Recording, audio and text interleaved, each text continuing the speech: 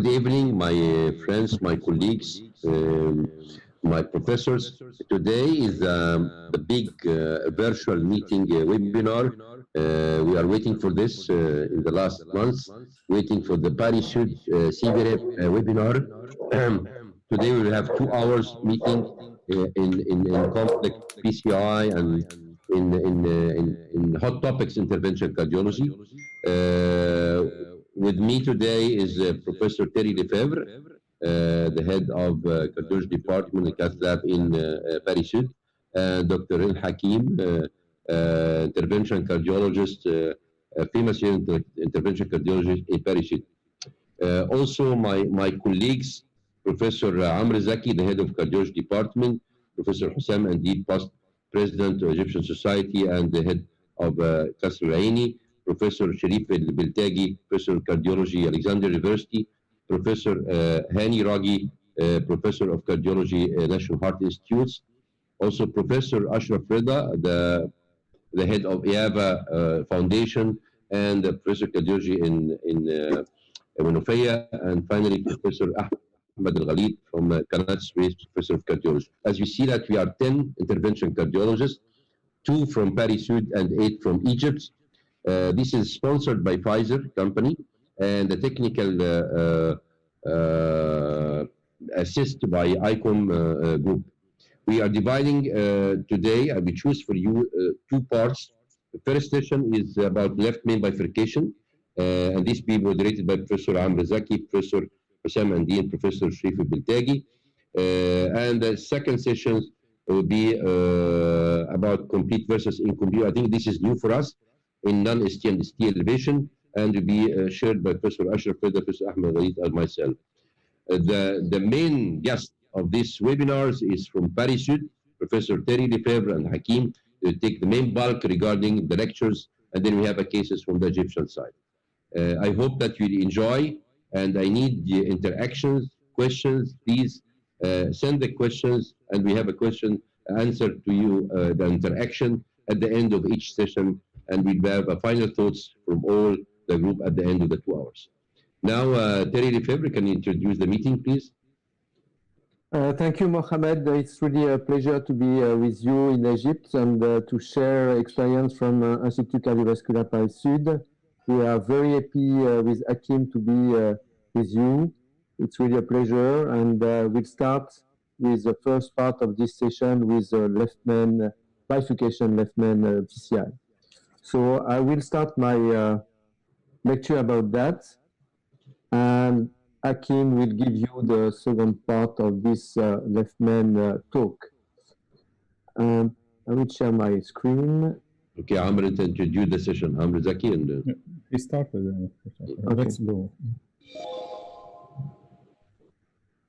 Okay, so the title is Left Main Bifurcation Approach, and I think it's very important to remember that during the last 10 years of the 20th century, we have learned a lot about left main disease and options for treatment, of course.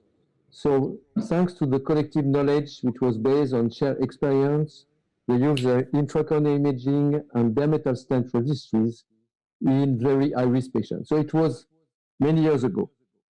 I want to remember a presentation I've done many years ago, so 2003 at the TCT. It was a French registry on left main PCI with bare metal stent. I think this registry was unfortunately never published, but we learned a lot from this registry, and it pushed us to learn how to treat the left main. So it was a prospective multi-center French registry with 11 centers. We had included all the patients. So all patients who had the left main stenosis, more than 50% were included between May 2001 and June 2002. Only patients with acute MI and cardiac shock were excluded. So all these patients were included, whatever the treatment which was decided. And we have followed this patient for 1 year. After that, the patient were stratified according to surgical risk. At that time, the Euro score was not available, so we defined a patient who had high risk for surgery. This is the result. So in red, you have the PCI patient, in green, the surgical patient, and in brown, you have this patient who were treated by medical treatment. So we learned two things from this registry. One is that we had better outcome at 1 month with PCI as compared to surgery. Of course, it was not randomized, it was just observational, and the decision was done by the R team. But we learned also that if we decide to treat this patient medically, the outcome is very poor. And you can see that at 1 month, 1/5 of the patient died, and at 1 year, 1/3 of the patient died if they were on medical treatment. So this registry for us pushed us to learn how to treat patients, even very complex patients that cannot have surgery, and that at that time were not treated by PCI. Now, if you look at the post-surgical candidates, again, you can see also the selection of post-surgical candidates, old age, pulmonary disease, renal failure, peripheral disease, previous CABG, previous stroke, low ejection fraction, etc. You can see that at 1 month, mortality with PCI was very low as compared to surgery. Of course, again, it's not randomized. And at 1 year, you can see that the outcome was very poor in case of surgery. So 1/4 of the patient died at 1 year follow-up. Now, if you look at the good surgical candidates, and it was a big surprise, we have very good results with PCI at 1 month and for both PCI and surgery. But you see at 1 year follow-up, we have a high rate of death in the surgical group. So 10% of patients died at 1 year follow-up, despite the fact that they were good surgical candidates. So again, this study was very important to us.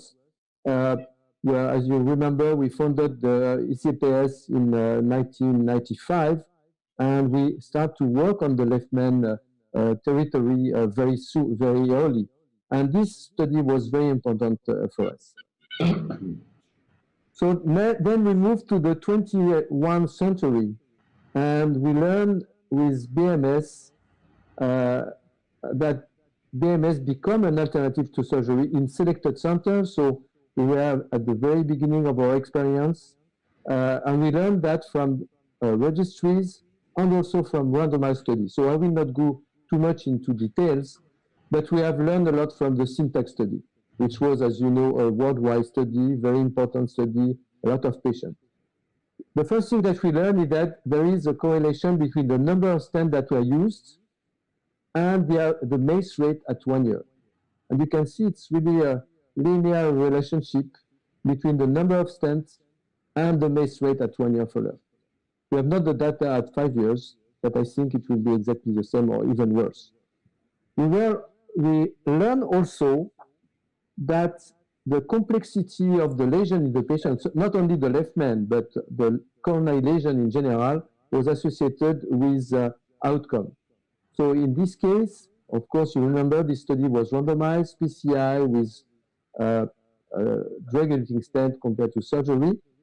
And in patients who had a low or intermediate complexity score of the coronary disease, we had very good results. You see the MACE rate at 5 years follow-up, including target vessel revascularization, was exactly the same in this patient with intermediate or low risk score. But you can see that there was a trend for a lower mortality at 5 years in this subgroup of patients. And we learned also that in patients with high complexity of the coronary disease, the outcome was poor in case of PCI as compared to surgery, with a relatively high rate of death, with a trend for higher mortality, and a prohibitive rate of revascularization at 5 years follow-up. We learned also, if you look at the subgroup of patients who had follow-up, that in the CABG group, the control at 15 months follow-up showed that in 27% of patients, we had occlusion of the graft or stenosis of the graft. And you see 18% of the patient at least one graft which was occluded at 15 months. Now, if you look at the PCI group, you can see that restenosis occur at 15 months in 8% of cases, which is very acceptable in this very early study. And if you split between distal left main and non-distal left main, of course, in non-distal left main, you have a very low risk of restenosis, 2% at 15 months, as compared to bifurcation, 10%.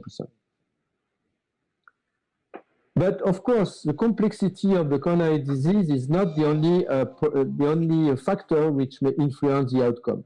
So Patrick Sorais has a plan to learn about all the predictors, clinical predictors of follow-up in the syntax study. And we learned it, and they developed the syntax score 2, which is a score which included all the predictors of MACE at 4 years follow-up.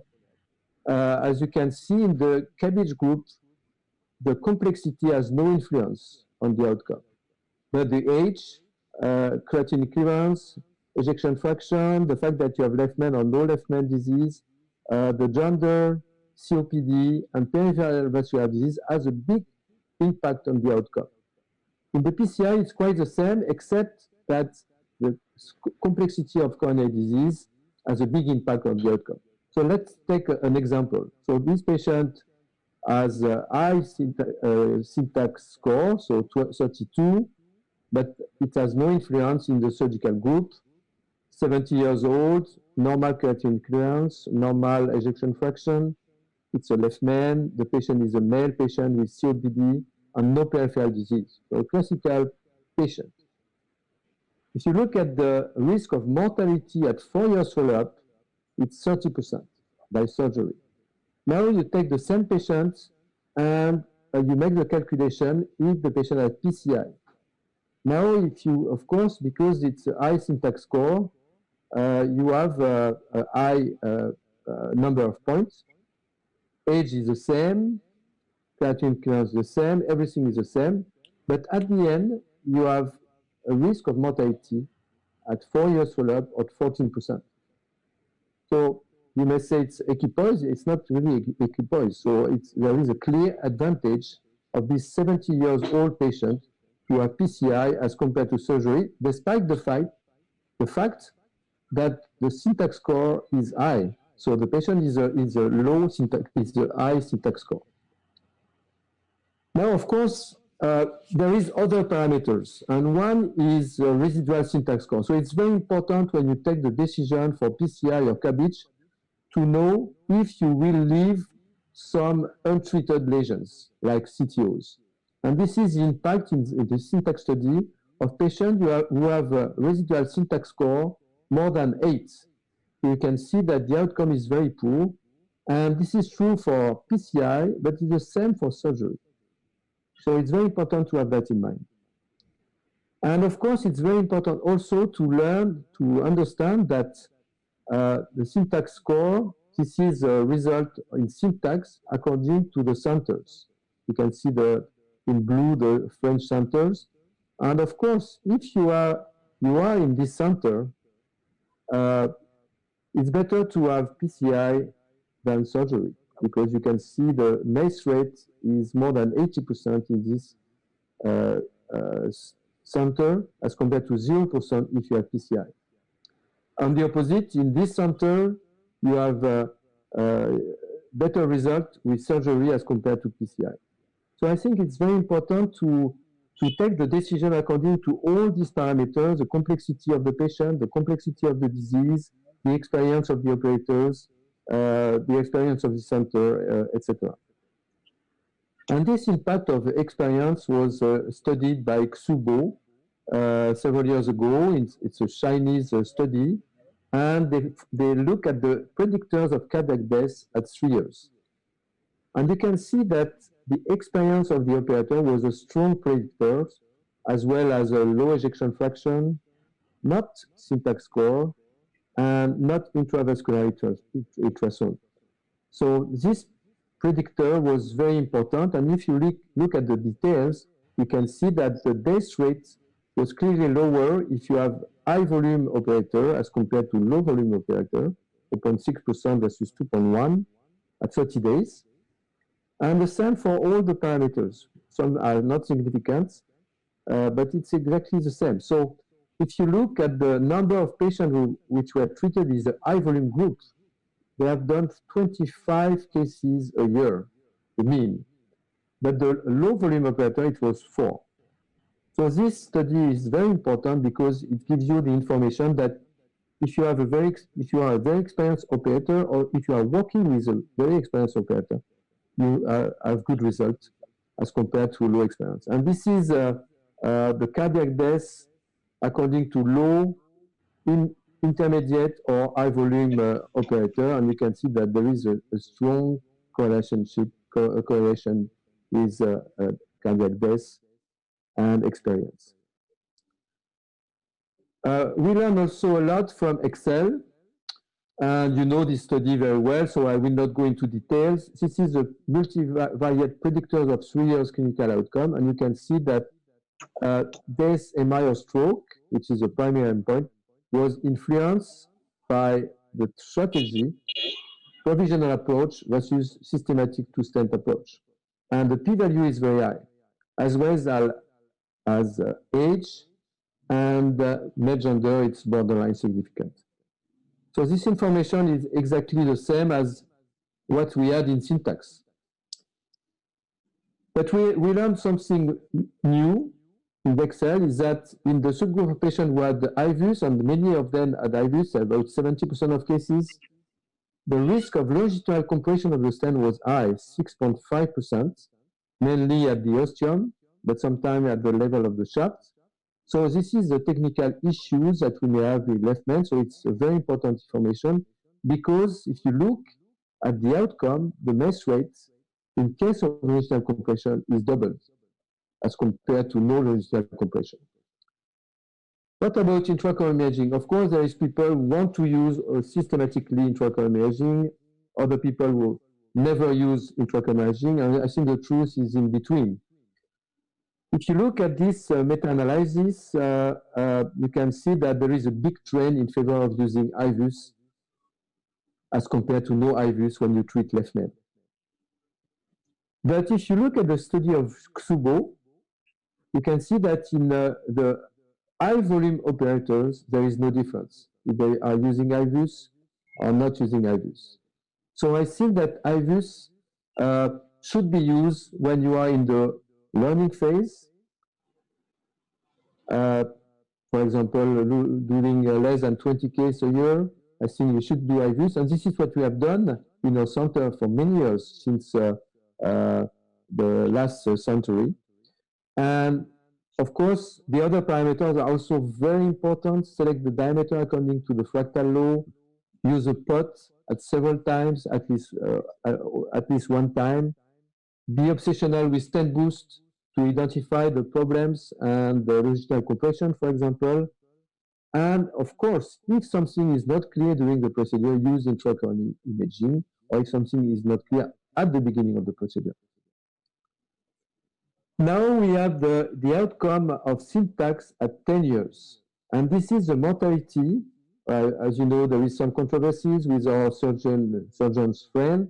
And you can see that despite this study is a very old study, including the learning phase of many centers, at 10 years, we have similar outcome in terms of death, comparing CABG to PCI. Even there is some trend in favor of PCI, the red line.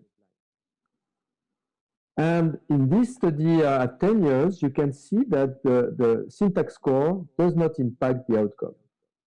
Of course, there is a trend for higher MACE rate favoring CABG in this group of patients who had very high syntax score, but it's not significant. So I think it's very important because, of course, you have patients with high complexity, but you have also patients who have high complexity and high risk for surgery. So it's always a question of taking a good decision in a good center. So now we are in 2020, and the question is not should we do left main, but how to do it properly in order to minimize procedural events and optimize the long-term outcome of the patient. So what do we do today? What do we know about the left main? And Hakim will talk about that in the next lecture. It's the largest territory that we treat. the fractal object. So we should think about that. It's all, in the majority of cases, T-shaped angulation.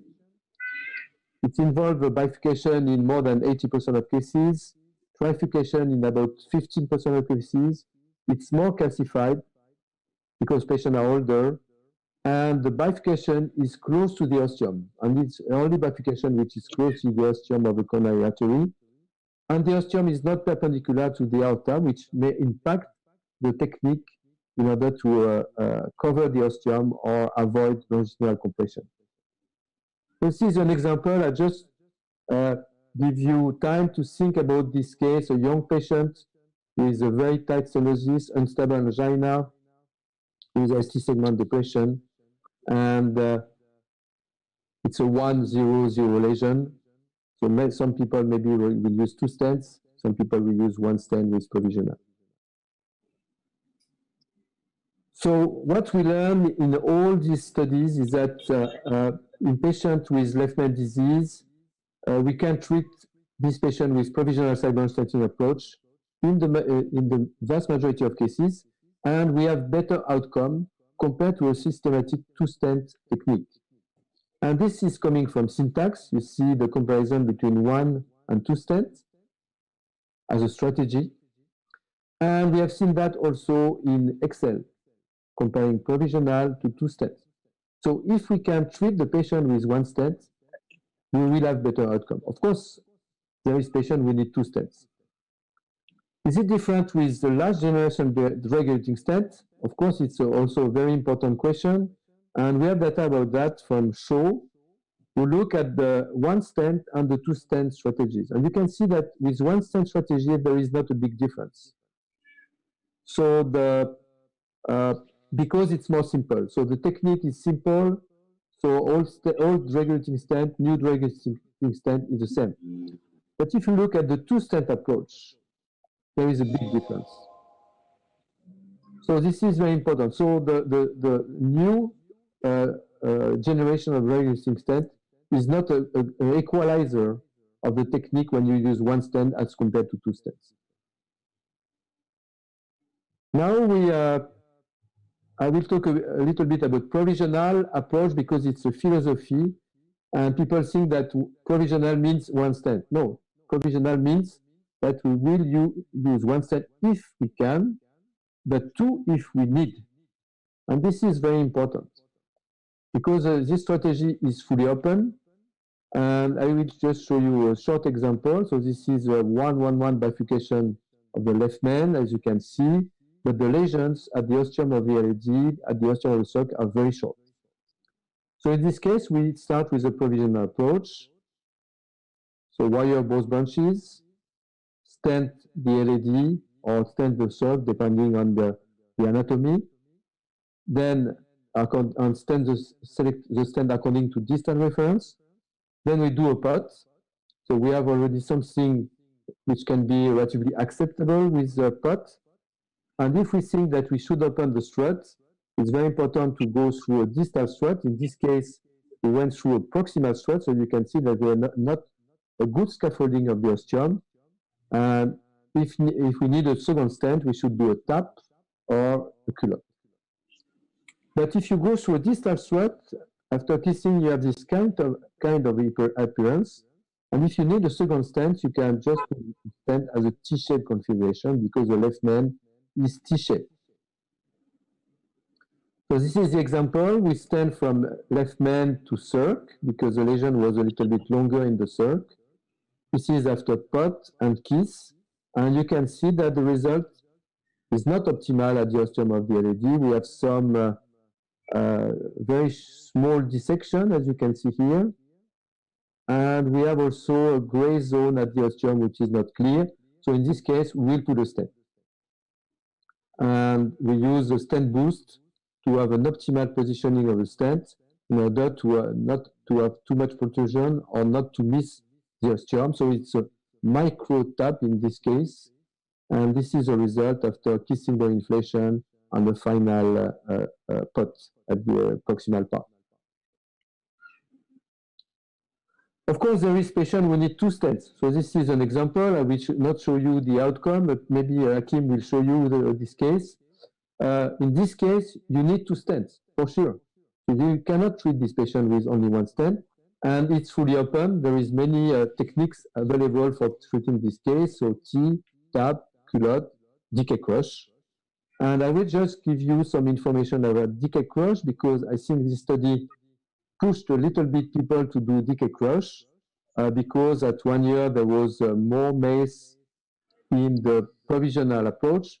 But it's very important to remember that in this study, 70% of patients had angiographic follow-up before the clinical endpoint, which was at 12 months. So this explains a little bit the bump of MACE that we had at 12 months. People who had to learn decay crush and to be validated by the core lab, which was not the case for provisional. There is no core lab, no validation, and no technical recommendation. And very important, the side branch lesion length was 17 millimeters. So we cannot treat a left man with a circ who has a lesion length of 17 millimeters without using a stent.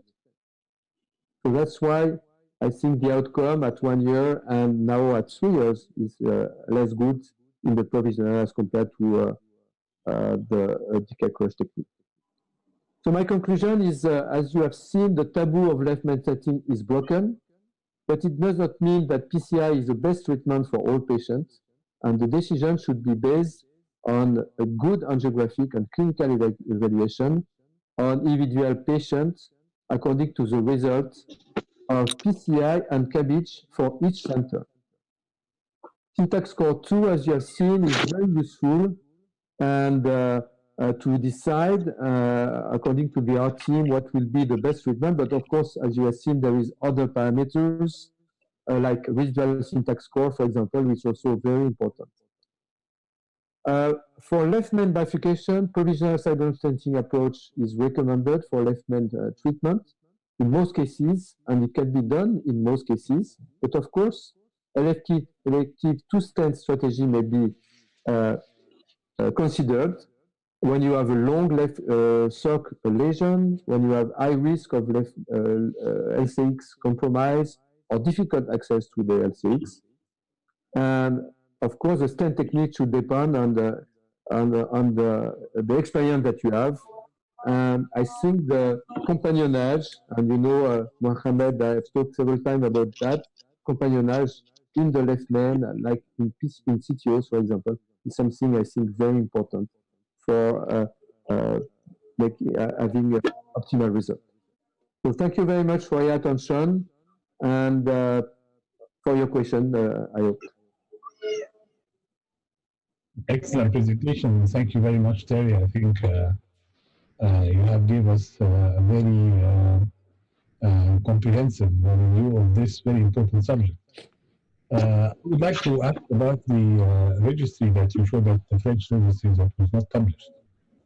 And I think you had 3 arms, one for PCI, one for CABG, and one for medical treatment.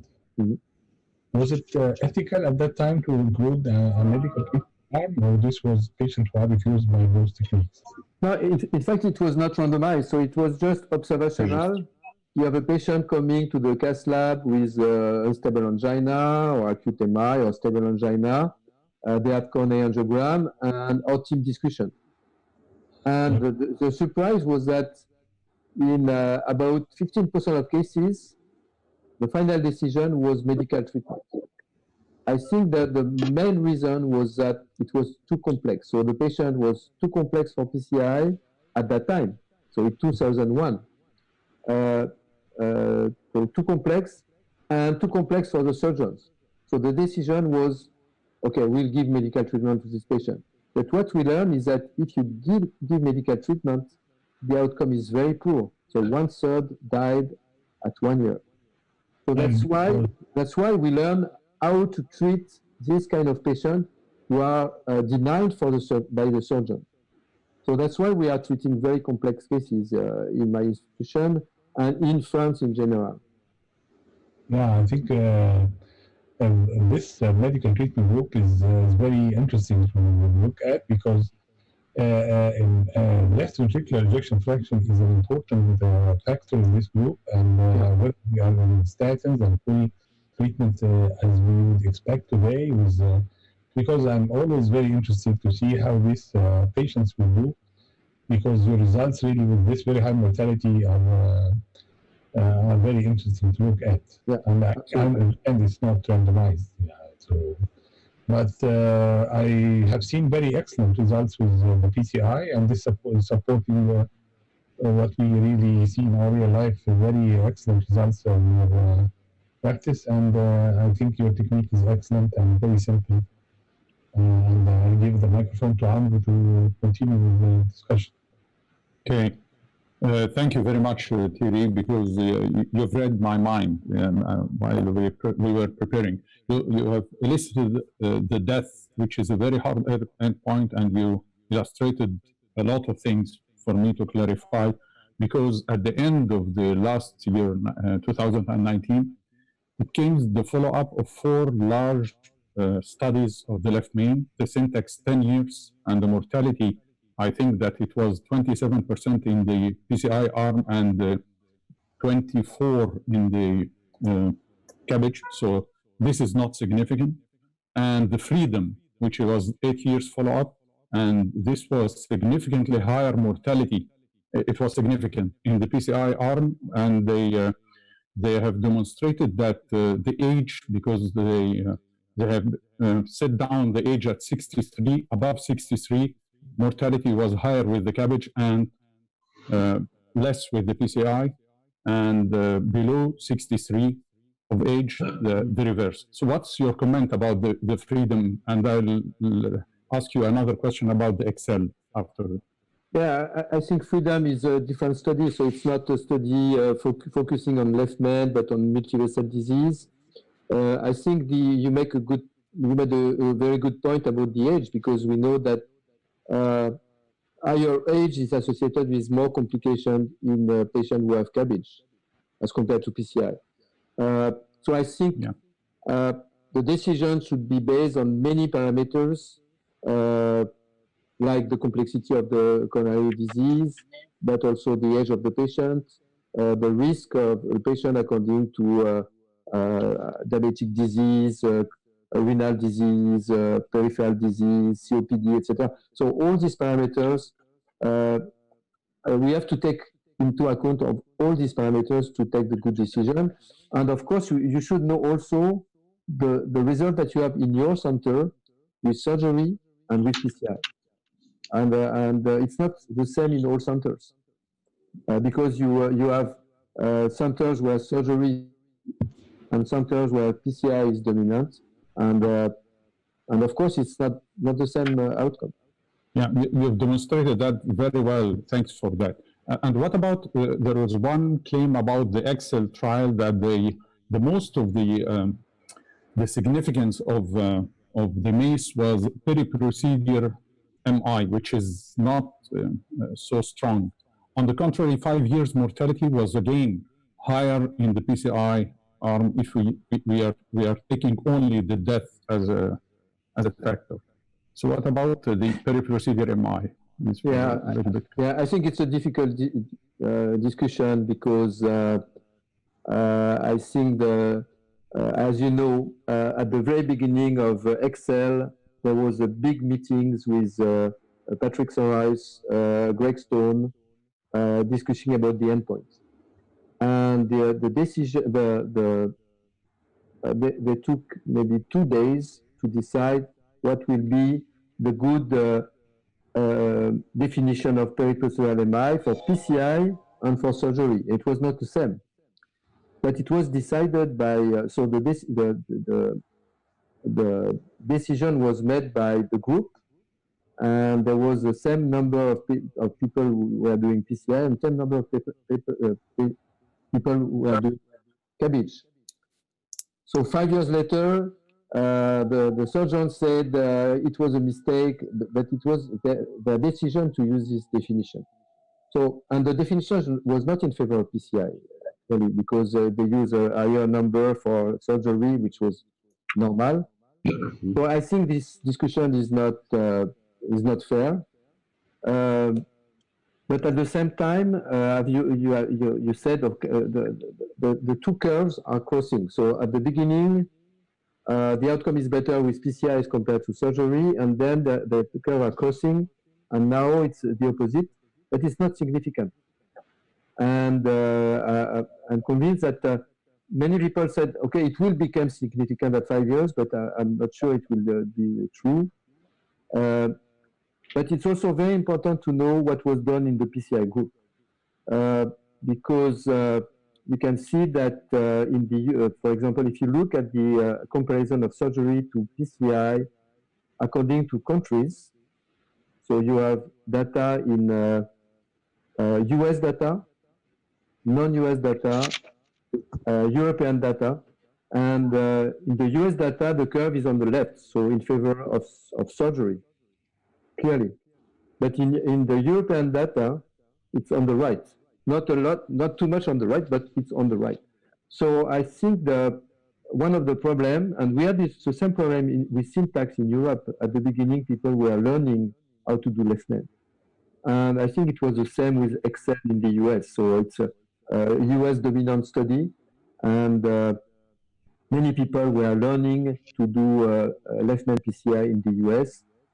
So that's why there is a lot of patients who had two-stent technique, despite it was a 1-0-0 lesion or 1-1-0 lesion, etc. So I think it's probably an explanation. Of course, we don't know, but so it's a very complex issue, in fact. Dr. Lefebvre, there is a question from the audience about in 1-1 lesion, 1-1-1 distal left main lesions, what are the factors that influence the choice of which artery to stent provisionally first? And I will add, apart from me, in cases of dominant CX, you still consider to start provisionally or two stents from the start? Yeah, I think it's a very good question.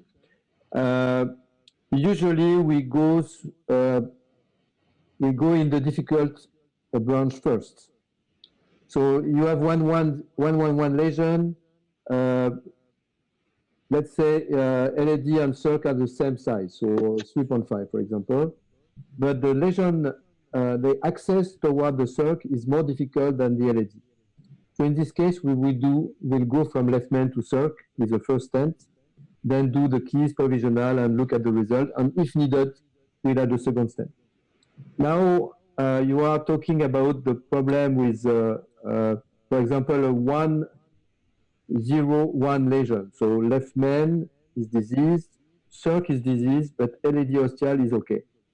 So in this case, some people are putting a stent in the LAD and then treat the CIRC. I think we should do exactly the opposite. So because it's 1-1-0, 1-0-1, so putting a stent from left main to CIRC, do a pot, do a kiss, and if the result is good, we'll not stent the ostium of the LAD. So the idea is that we think provisional always. So how we can treat this patient with one stent is a high chance of having a very good result. Excellent. And then, of course, if it's not the case, we'll put the second stent. Okay, Terry, and your center, how many of your coronary patients you would send for surgery? Not a lot. 10% or less than 5%? Yeah, I think it's between 5 and 10%. Okay, excellent. Because I think I get this answer from most people in different centers all over the country. Yeah, of course. Yeah.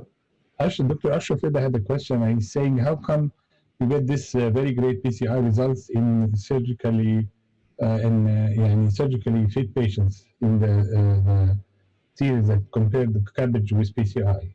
Yes, in the good candidate surgical group. Yeah. How come in this very good PCI in the good candidate surgical group? Because PCI is good. Yeah.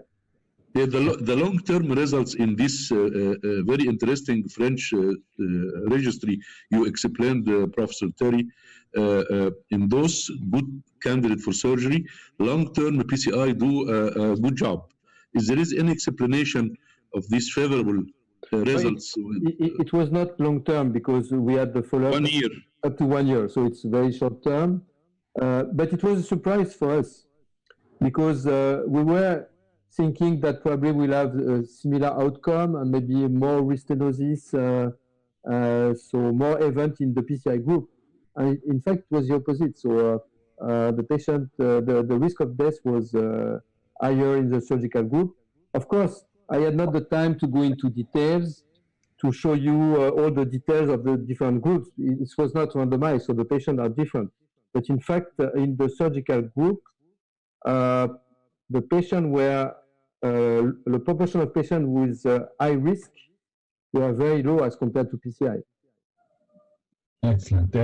As regards POT, I have seen that you made a lot of weight on doing POT in every step, and some people disregard this POT and say that's not that important. Can you explain how why is this that important to do the POT?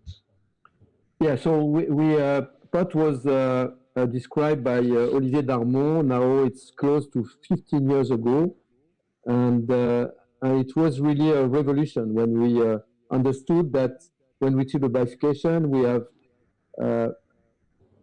the reference of the vessel distal to the bifurcation, proximal to the bifurcation, and of course the size is not the same. So we cannot treat the bifurcation with only one diameter. So we need a diameter for the distal reference and diameter for proximal reference. And the good way to do that is to select the stent according to the distal reference, do the POT, and the POT will oppose the stent proximal to the bifurcation, but also enlarge the strut toward the side branch. So it will help you to go through the stent strut in the side branch. So there is a lot of advantages to do proximal optimization. Okay, but the final POT, how important is the final POT? And the final POT is important for, I think for the left main it's important because of the risk of longitudinal compression. As you have seen, it occurs in about 7% of cases. And if you do not correct the deformation of the stent, the risk of having poor outcome is very high. You have seen you double the risk of MACE in case of longitudinal compression. So it's a very important issue. Of course, there is techniques to avoid this, and probably Hakim will explain that in the next lecture. But there is a lot of technique to avoid this problem of longitudinal compression.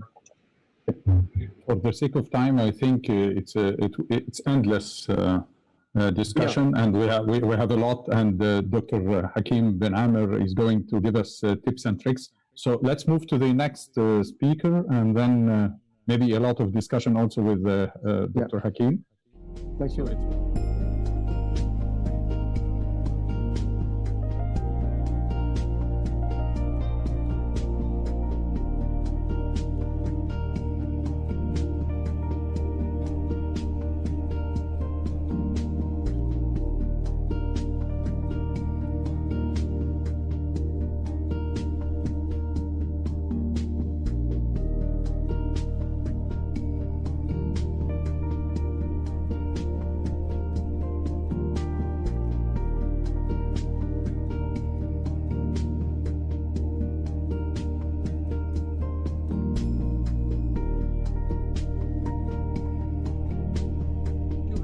For your kind invitation to share our experience about left main and interventions.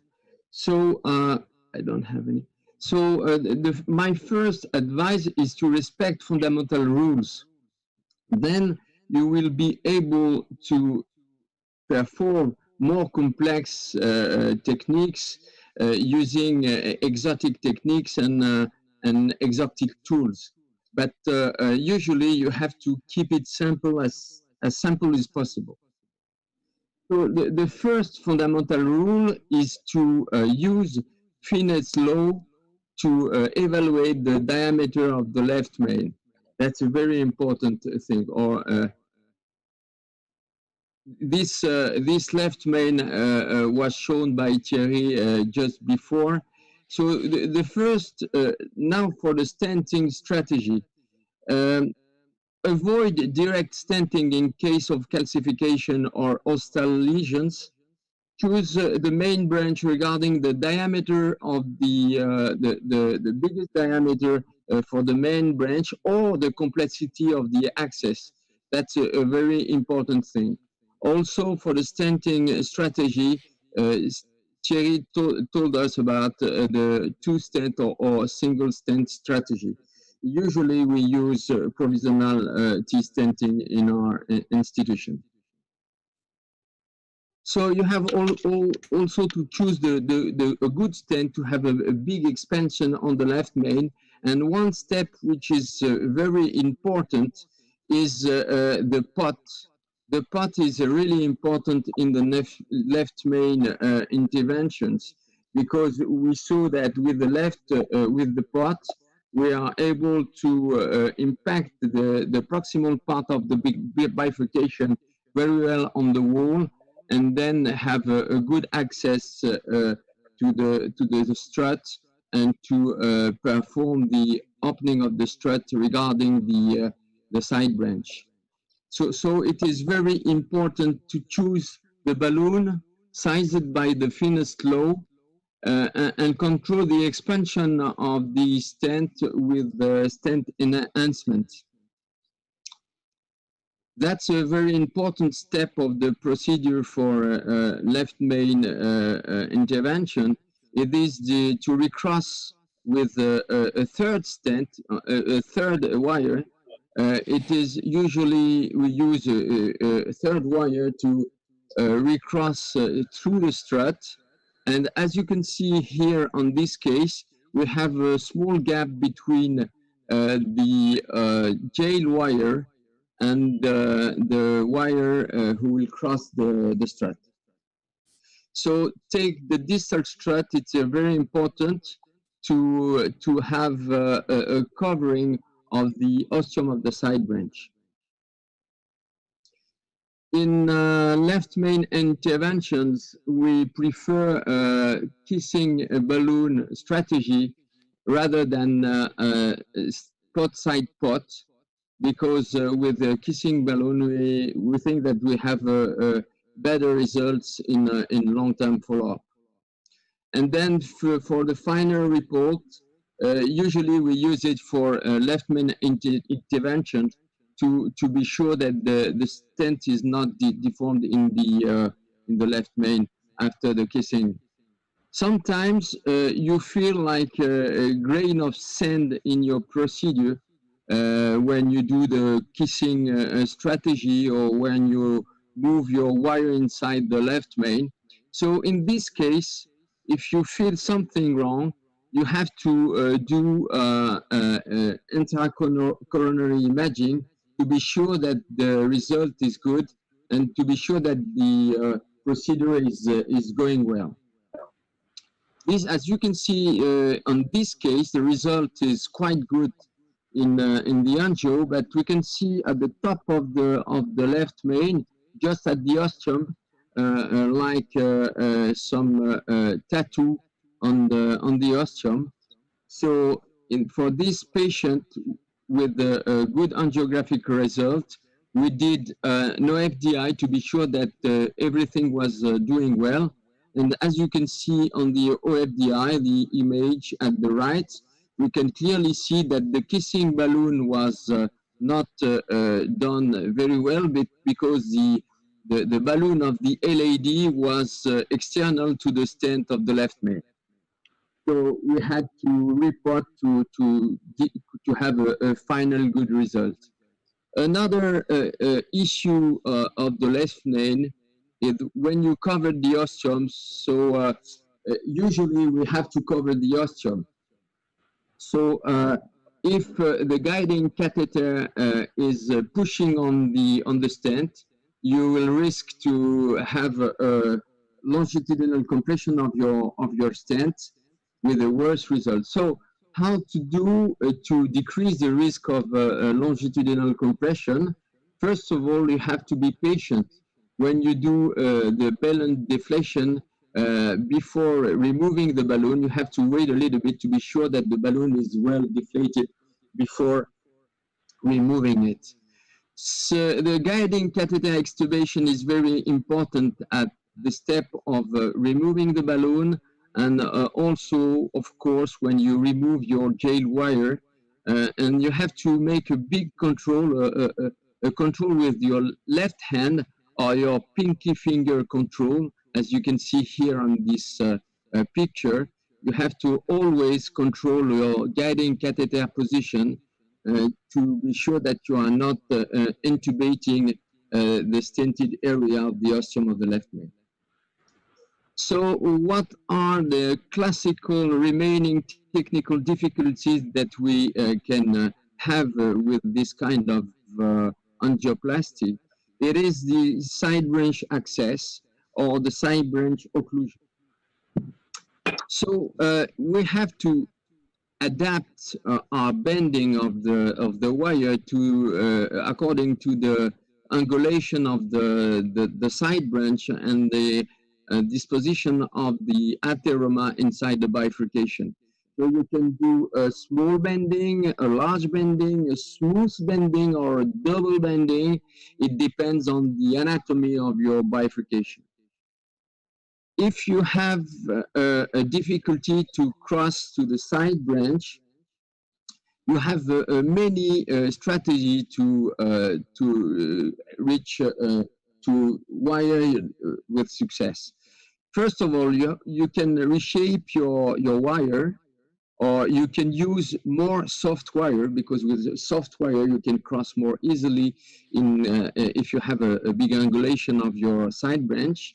You can use some tools like a dual lumen catheter. You can use Venture catheter. You can change the angulation of your catheter with the Venture, or you can use super cross catheter with the angulated, but you cannot change the angulation of this kind of catheter. You can also go to a long U-shape reverse wire. I will show you a case about that. And you have to keep in mind that with rotablation, the rate of side branch occlusion is quite low. So it can be a solution to get to the side branch. And if you are completely stuck in this situation, you can use predilatation of the main branch using a non-compliant balloon to get to the side branch. Let me show you some tips and tricks.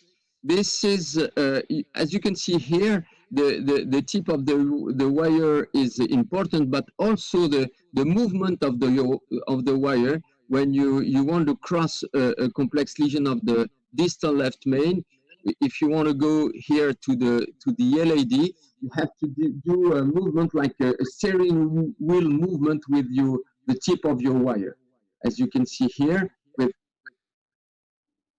up with the tip of the wire. Here, I will show you a case about the long U-shape reverse wire technique. If you have a huge angulation to go to the circumflex or to go to the LAD, depends, you have to use this kind of design for the tip of your wire. Here is a case with a big angulation with the left main disease on the distal part. And it is difficult to get in the circumflex. You can see here clearly a wire in the LAD and the wire of the to cross to the circumflex with the U shape. And the technique, the reverse wire technique, to get in very slowly, to pull a little bit the wire, then the wire get in the side branch, which is the circumflex in this case. Sometimes these kind of difficulties you have to deal with when the stent is on the bifurcation. So it is more complex again if the stent is on the bifurcation, but you have also a lot of strategy to optimize the wire crossing. First of all, you have to make a repot. As Thierry said before, the pot is very important also to open the struts and regarding also the ostium of the side branch. So if you are not able to cross the ostium of the side branch, make another pot to open well the distal part of your stent. You can also, of course, reshape your wire and move to a soft wire, as we saw before, and use the same types of tools, dual lumen catheter or Venter catheter or supercross catheter. If you're completely stuck in this situation with an occlusion of a branch, and you want to open this branch, of course, you can use a small balloon in the jail wire to open the side branch, and you will be able to cross. Let me show you this case. This case with a very complex lesion of the left main. It's a 1-1-1 lesion, as you can see here. So the stent was put on the LAD and the left main, but the stent was a little bit too big for the LAD. So we had blank shifting on the ostium of the circumflex. So as you can see here, the circumflex is completely occluded. So we did, as usual, a pot to optimize the stent at the proximal part of the bifurcation, and then we tried to cross. As you can see here, it was a little bit more open, but not sufficient to cross again with the other wire, the third wire again. So for this case, we used a very small balloon, a 1.5 balloon, CTO balloon, to open the circumflex, and this balloon was put on the jail wire. So it was external to the stent of the left main. As you can see here, we were able to open the circumflex at this time with this small balloon, and then recross with a wire and perform a kissing balloon on the distal part of the left main. The result was not perfect, so we decided to put a second stent with a tap technique.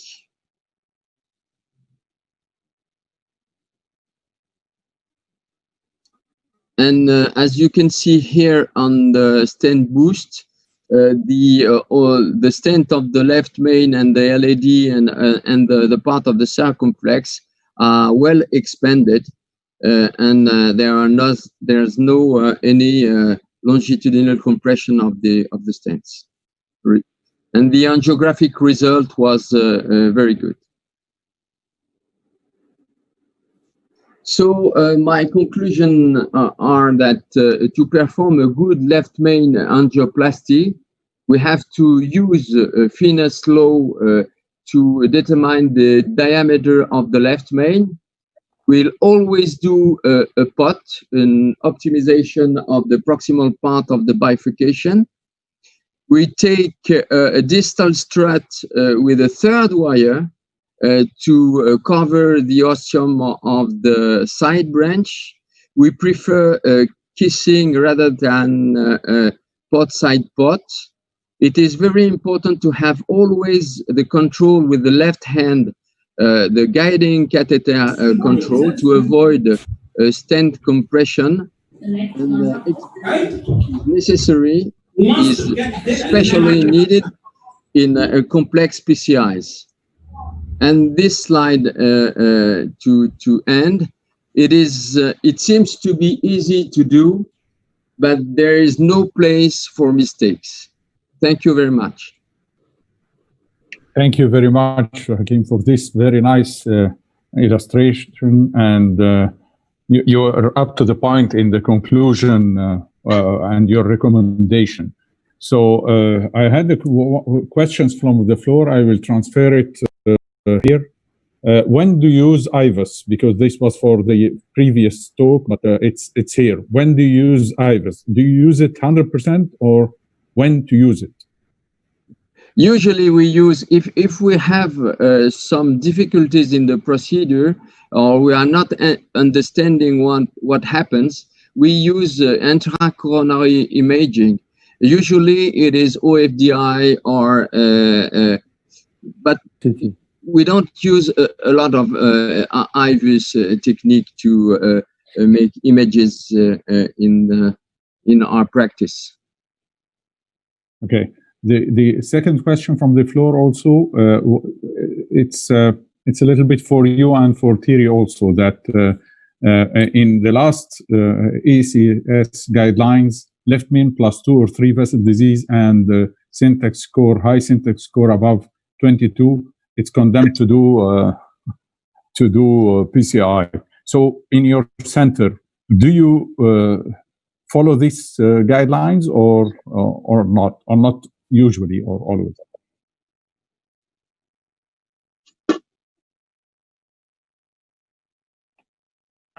It was for Thierry or for me? For both of you. I can start if you want. No, we don't follow these guidelines. No. The main reason is that you may have a patient, and I give this example during my talk. So you may have a patient with a syntax score of 38 who is a very high risk for surgery. And this patient, if we follow the guidelines, he will deny by the surgeon, and maybe we'll have medical treatment. So we are back to what we were doing 30 years ago. Or if they take the risk of mortality in this patient with 38 who has maybe a Euro score of a logistic Euro score of 15, is very high risk and is lower risk for PCI. So in fact, it's not, I think the guidelines are a little bit conservative, but usually they are, and we are here to push the guidelines. I think it depends on many parameters, and 22 is very low. 22 syntax score is very low, and we learn from syntax in this very old study of syntax that intermediate score is okay. So low and intermediate score. So as I said before, I think for each patient we should discuss what will be the best treatment for the patient. Of course, it can be surgery, but it can be also PCI. I completely agree with Thierry. So it is really the place for a heart team discussion, because we have to deal with other disease. So it is really the place for a heart team discussion. Guidelines are there for helping us, but I think that it is really the main heart team is the main way to find the good way. Okay, Dr. Sobhi, you will ask your question. Okay. Okay. Thank you, Thierry. Thank you, Hakim. Regarding the usual opening of this, if you have 1-1-0 the CX and you have only one stent, is it mandatory to open the struts for the CX for late lesion or remodeling, or you use an FFR to prove that there is no ischemia? These are debates for a long time. Do you have an answer for this? We have not really an answer, but we have a suspicion. We'll say that, of course, many people are doing that. So they put a stent, crossover technique. This is a technique of Park, crossover. Usually they do a pot, and they stop at this level if the circ is not compromised. But we have a lot of information showing that by doing that, you have areas of low shear stress behind the circ, behind the strength of the circ, which promote atheroma. And so you leave something which is not optimal in terms of rheology, which may promote problems in the future, and maybe it will be at 4 years, 5 years, 6 years, we don't know. So it's not really an issue to open the strut and do a kissing. It takes 5 minutes usually. So in my center, we always do that, but we have not done a randomized study, so we don't know if it's better than just a crossover technique. There is a question. It's saying if you cross over the jailed wire, is the technique now a reverse crush? I believe he means the case showed by Hakim of the CX occlusion when he crossed over the jailed wire. And he directed with this question to me. I'm just asking this as to show that Hakim only did this trick only to regain flow in the CX. Yeah, that's it. Flow, but he has to cross through the struts later. Absolutely, that's very important. That's very important. It was a rescue. It is a rescue technique. It is a rescue technique just to open a little bit the ostium of the circumflex, to see the circumflex, and to be able then to cross with a third wire through the struts, and then open the strut and make the classical strategy as we do usually. But it is really a rescue strategy. So it is the down of the guidelines we show over there. And that's why we recommend to have always 2 wires in the bifurcation of the left, because if you have 2 wires, at least in the side branch, you have a wire. You have always a solution, which is this one.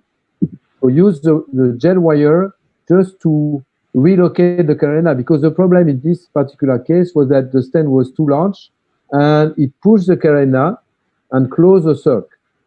So by using the wire outside of the stent, you push the carena in the opposite direction, and then you have again the flow.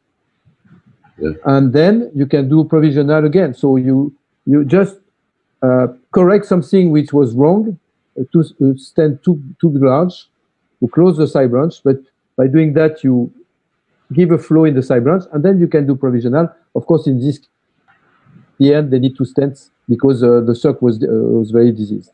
But it's a good message, Terry, that not only undersizing is a big mistake, but sometimes oversizing also. Yeah, absolutely. We saw that with the plaque shifting. I have only a remark because the question of Mohamed Sobhi was very interesting about the opening the strut. But you have to keep in mind that the patient is able to come again for another lesion if the strut is not open at the ostium of the circumflex, and you have a tight stenosis at the middle part of the circ.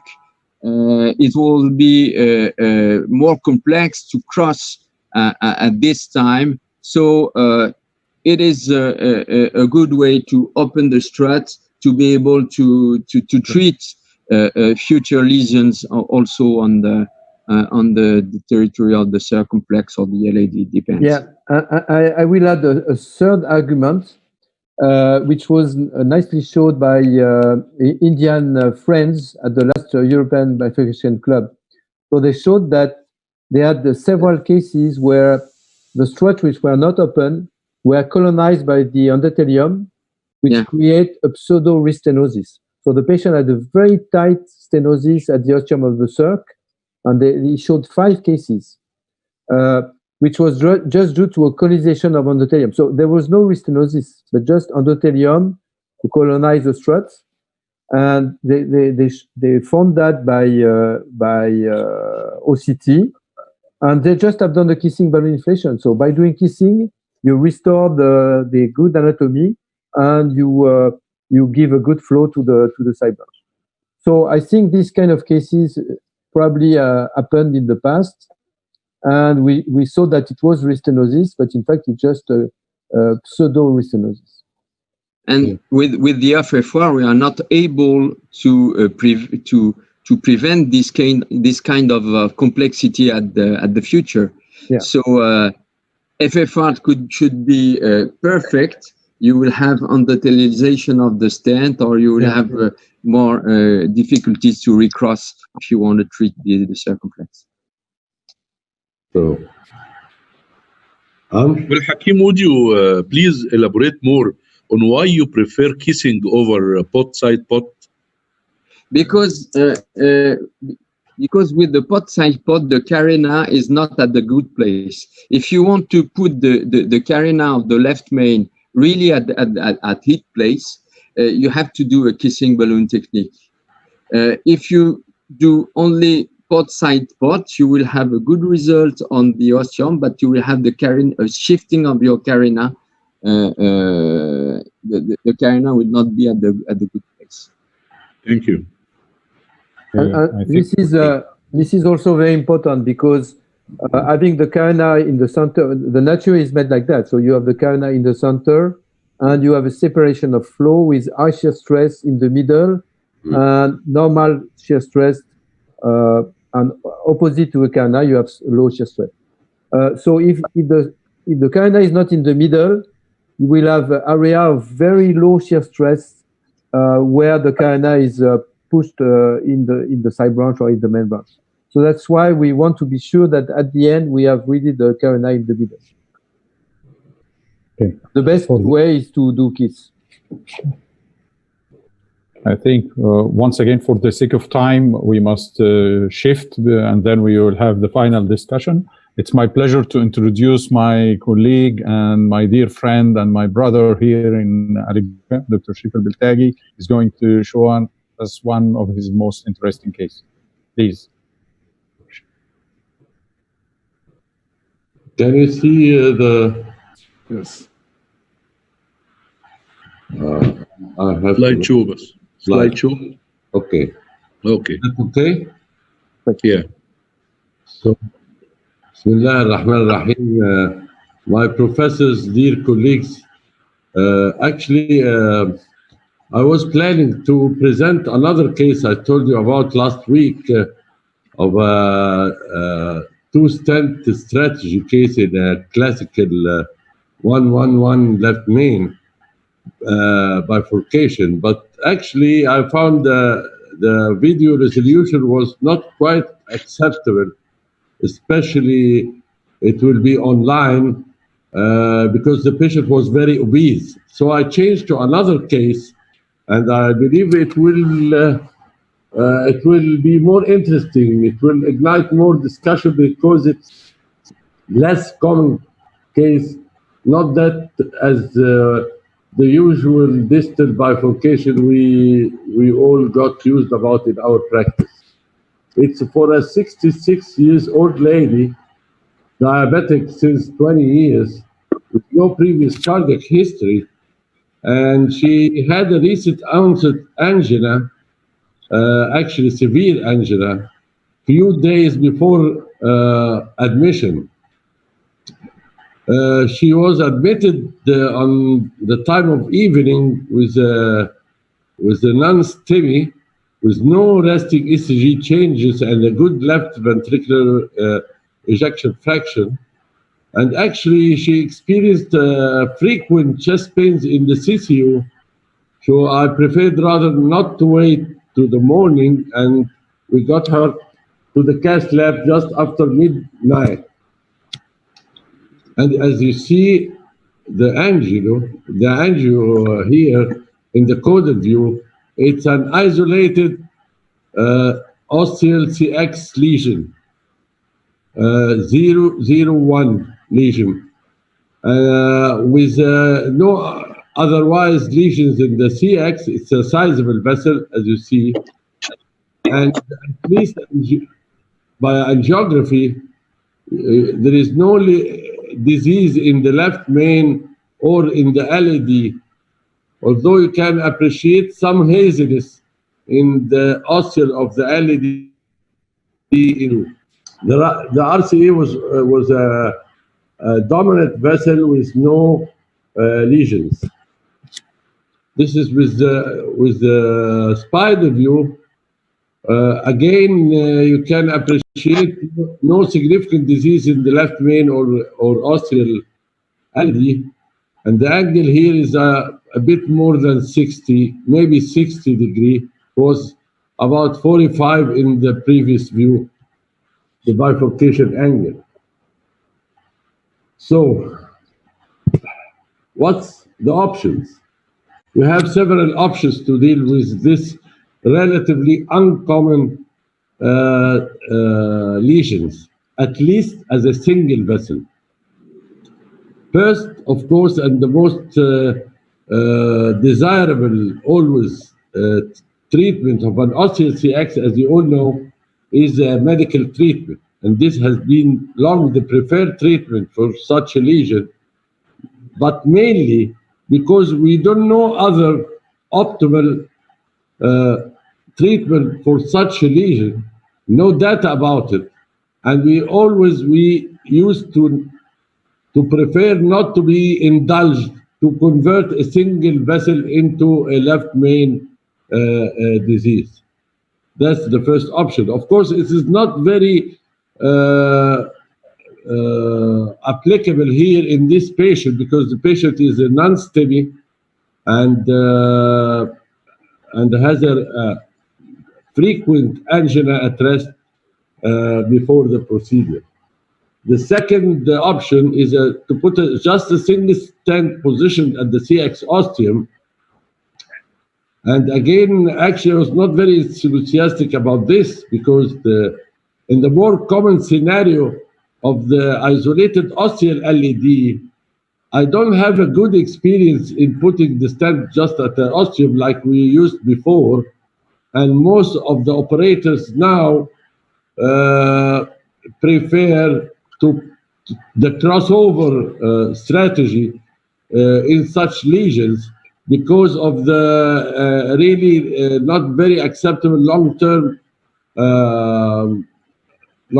results. We frequently see after putting the stent only in the ostium, restenosis in the left main and the side branch. Especially in this case, we don't have an IVUS. Unfortunately, we didn't have the IVUS at the cath lab at this time of the procedure, so we don't know actually the plaque in the distal left main or in the ostial LED. So I actually was more favorable of putting a proximal stenting, provisional stenting here as an inverted fashion, of course. A crossover from the left main to the CX. More than starting with a two-stent strategy. Actually, because of, as you know, most of the recent data shows that a single stent in the left main bifurcation is preferred than two stents from the start. The last option, of course, is a balloon-based technique like the PUBA or drug-eluting balloon, cutting balloon. There are many papers about cutting balloon and drug-eluting balloon in such a situation, but I don't have experience. Actually, I do have experience in the instant isolated CX restenosis. We use a lot of drug-eluting balloon and cutting balloon in such a situation, but not in the de novo lesions. So I was more favorable of the third option, which is the crossover of left main to the CX. And because of the time, I will continue the case. If anyone wants to ask me in the middle, please go ahead. two workhorse wires in the CX and the left main, and the LED. Preparing the region, of course, is very important in the left, especially in the left main. Direct stenting would be visible here, but preparing not only helps you to better position the stent, especially distally, but also many studies showed that good preparation will favor the opposition of the stent after that. So after preparing with the balloon, with a non-compliant balloon, actually, we try to position the stent, an everolimus drug-eluting stent, and now comes the classical question to put to the ostium, necessary or not necessary to reach to the ostium. Actually, it was known that it is not necessary now, like before, to reach the ostium. But in this particular case, I don't have an iris. I don't know the plaque in the left main, the health of the left main, if we can say. So if you are not sure that the left main is healthy all over, you can preferably, I think, put it to the ostium. As you see here, I pull it a little bit to cover the ostium. Of course, unless it is a very long left main, of course, you don't have to put a very long stent.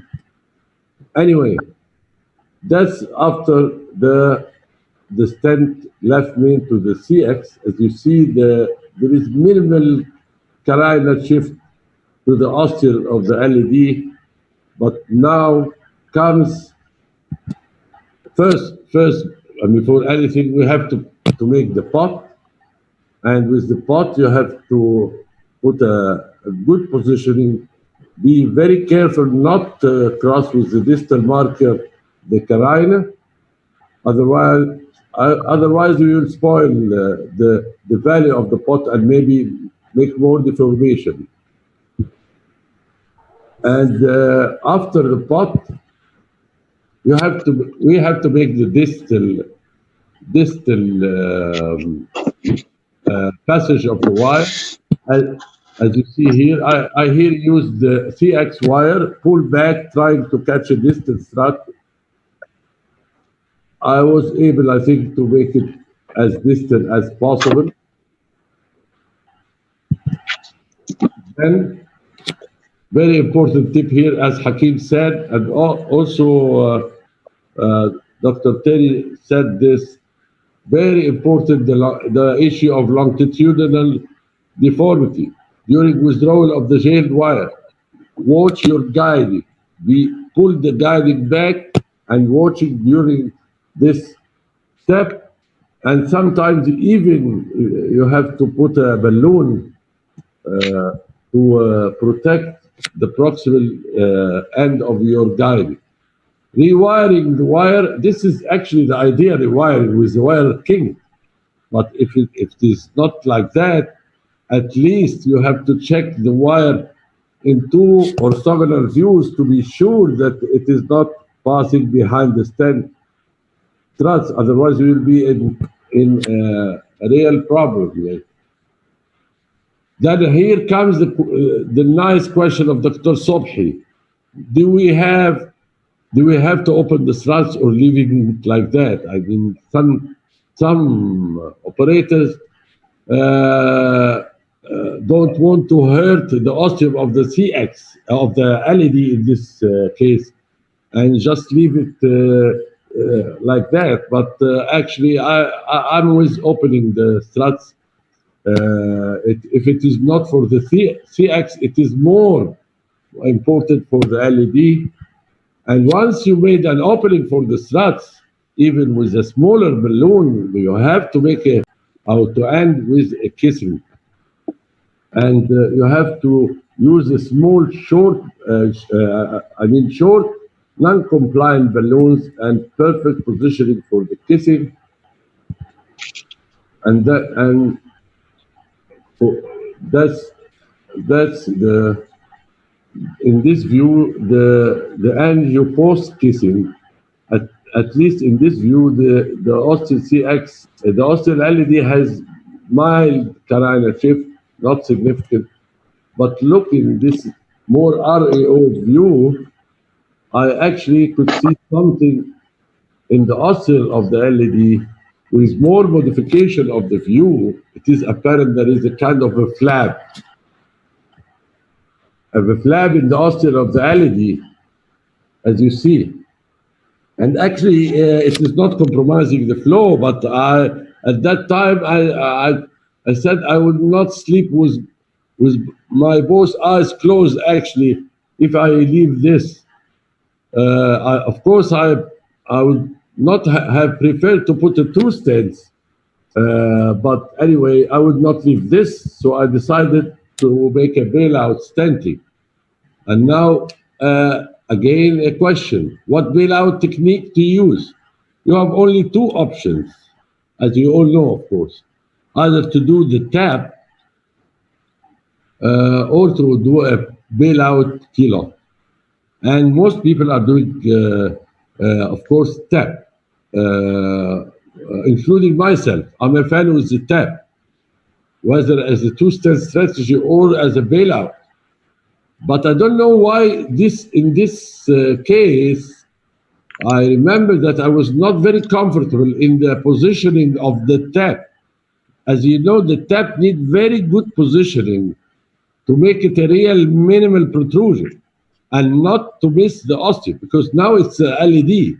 So it's very important not to have a real long carina, metallic carina in the left main, and also not to miss the osteo of the LED. And actually, I remind myself of this trial, the BBK2 trial, comparing both techniques after provisional stent when we need another stent for the side branch, and it showed the Quilot has a more favorable restenosis rate at 9 months, as you see, compared with the TAP, and even clinically borderline significant better result at 1 year. Anyway, I used the Quilot, so I went directly with the stent from the left main to the LED, and then actually we know that Quilot is more complex than the TAP, but in this case, the vessels are large vessels. Both vessels are large vessels, and after the pot, that's actually what encouraged me to use the Quilot. Both LED and CX is the same large size. Then trying to recrossing again to the CX. In this case, I used the fresh wire, which is better, of course, than to use one of the wires with a pullback. And again, trying as distant as possible is preferred. And again, during withdrawal of the jade wire, take care of your guiding, not to make a longitudinal deformity, which you may not recognize immediately. You just will recognize it a few months later when the patient comes with a problem. And then opening this thrust to the CX. Final kiss is mandatory here. And I was lucky to end with this final result.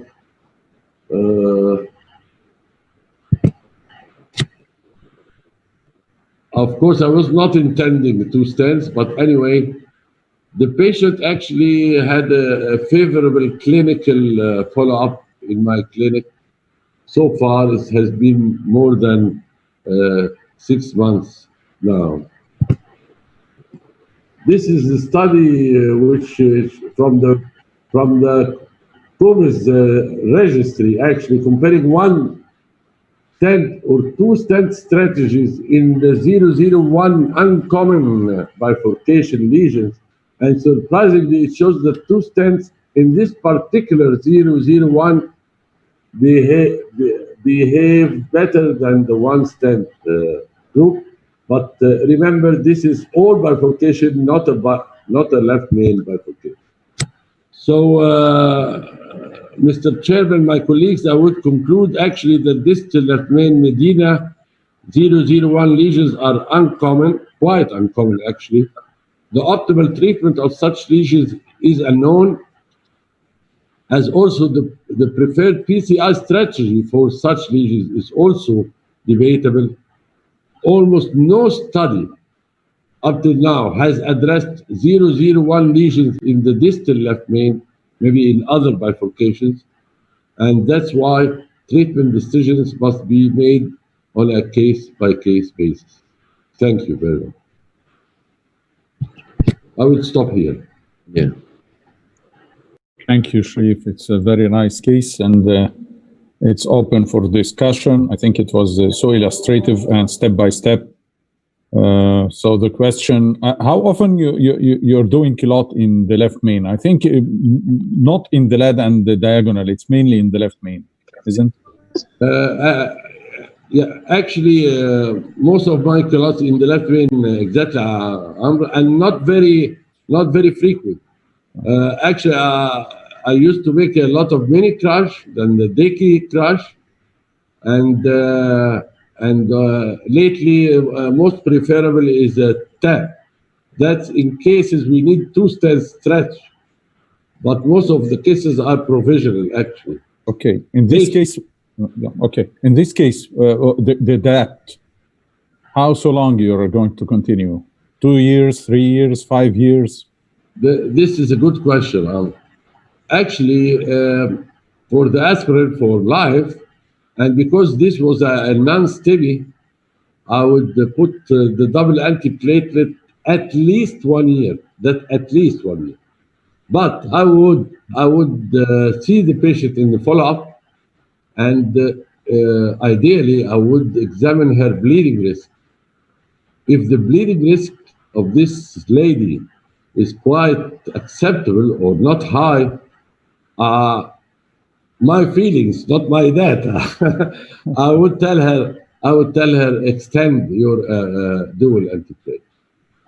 Yeah, extend 30 months, 36, 3 years? 34 months. 34 months. Yeah, Sharif, we can join the Parissud group with us regarding my question to you and Dom. The ostial LED and the ostial circumflex. This is an ostial problem because our target today is a left main bifurcation. So let's speak about 101 or 001. This is the. So if the ostial LED treatment, which we will lead to covering, or precision stenting of ostial LED, the same like precision of the ostial CX with the lame stent crossover CX. Do you have any comparison for the Parissud group regarding this? Because Sharif has a very interesting case, and maybe, for example, if the angle differs, that you can do precision ostial stenting or precision ostial LED. In any ostial lesion, you have to cover the whole left main because there is difference. We don't have. Sharif touched on a very important point, which you don't have a very good experience like Parissud. Can you join us, Terry and Hakim? Yes, of course. So I like very much the case of Sharif. I think it's an excellent case. He said at the end that he was lucky to have this kind of result, but in fact, he was not lucky. He has just done what is the best approach in this kind of case.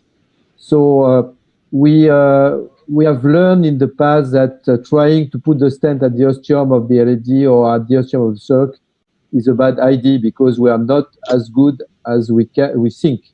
So it's impossible to have a perfect positioning of the stent at the ostium. So sometimes it's too much proximal, sometimes it's too much distal, and you need a perfect view to see that. So it's impossible. And then you create areas of low shear stress in the other branch, and then you see the patient coming back. So we have seen a lot of patients coming back at 3, 4, 5 years with a new lesion of the left main or the LED of the circ, because we tried just to put a stent at the ostium of the LED or the circ. So I think 15 years or 20 years before we moved to, it's a bifurcation, So we should treat it as a bifurcation. So stent crossover, because it's impossible to have good result. Of course, we, as Sherif has done, so in this case, the left man was a little bit diseased, so he done the crossover up to the osteum. Then he has done a good pot, a good kiss, but there was a problem in the LAD osteal, and of course, he should put a stent. And in this particular case, I think the culotte was a very good decision because the angle was really a Y-shaped angle, so very difficult to do a good tap with a short neocarina. In this case, the neocarina will be relatively long, and by doing a culotte, then you have no neocarina. Of course, you have 2 layers of strut in the left main, but you can do a short culotte, so not to have superposing 2 stents up to the osteum. So just do the culotte with a short culotte in the left main, and the result at the end was perfect. So I think of course, we have no randomized study. We have no. There is some prospective studies with 30 or 40 cases only, and it's always in the same direction. So the conclusion is that it's impossible to treat correctly the osteum of the circ or the osteum of the LAD with one stent. So do you think that nowadays, regarding the terminology of precision stenting, is not anymore? You have to cover the whole, even without IVUS, without IVUS, because we don't. In most of the center, you don't have the IVUS, so you have to. If you have an osteal LAD, if you have an osteal circumflex, you have to stent crossover LAD and then take care of the other vessel by the pot, 3-pot, and recrossing and something. Thank you very much. Absolutely. We have a particular situation. Sherif, your case was very well done, but we have sometimes very special situations with a small circumflex, with a small circumflex and a huge left main with a good angulation. In this case, it's a rare case. You can put a stent on the circumflex only because it's not possible to make to put a stent and make a good pot on the huge left main. So it's very rare, but it happens sometimes. But Hakim, if regarding the osteal, you have to ask about a short stent, which is sometimes it's unusual to find the core lap, because if you have a long stent, the force of the stent will not be in the osteum. Will be in the mid, so you not have the actually you recover a plaque and you see the osteum. So that's why usually, and usually in these cases we do first a FFR to be sure that the lesion, short lesion of the small circumflex is really the problem of the patient, because we don't want to go through big problems with the non-hemodynamic stenosis. Continue. Okay. There was one question here from the audience to Sherif. Why didn't you do stent boost, Dr. Sherif? I think. Actually, it's a very good question. I'm working in a 2 cath lab. One with a stent boost that I play with a lot. And the other one with IVUS.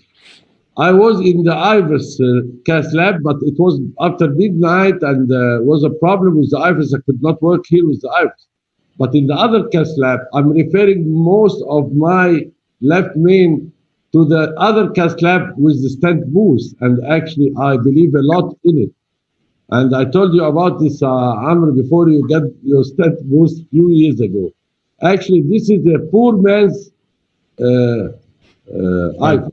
It's very, very useful, and especially in the left main. And I think this is a smart question because it would help me a lot in this case.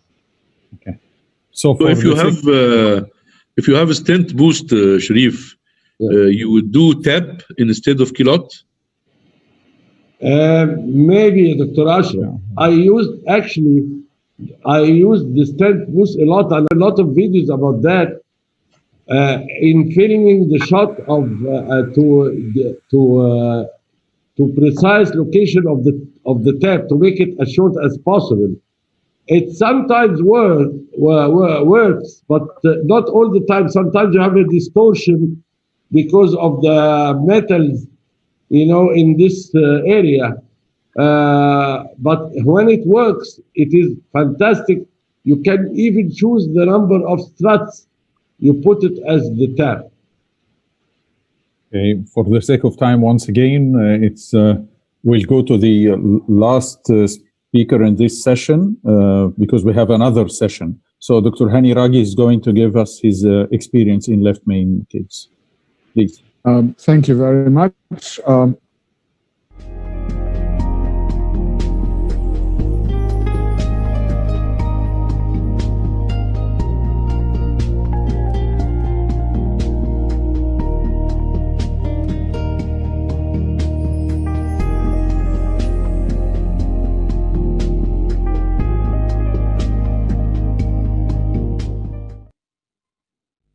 Okay. Yes. My case is IVUS guided unprotected left main in a limited option octogenarian, a man above the age of 80, with multiple previous stents, with chronic kidney disease, with unstable angina, troponin negative, using high pressure CIS balloons, Swiss intervention system balloons, and DK crush. I'd just like to spend a moment paying tribute to my dear friend, and I really did consider him a younger brother, Yusri Kamil, who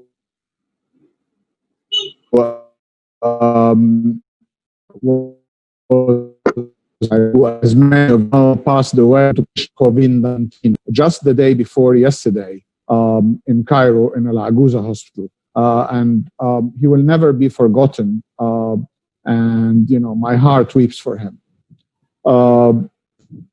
My patient is an 82-year-old widower. He had marked psychological problems and Hello?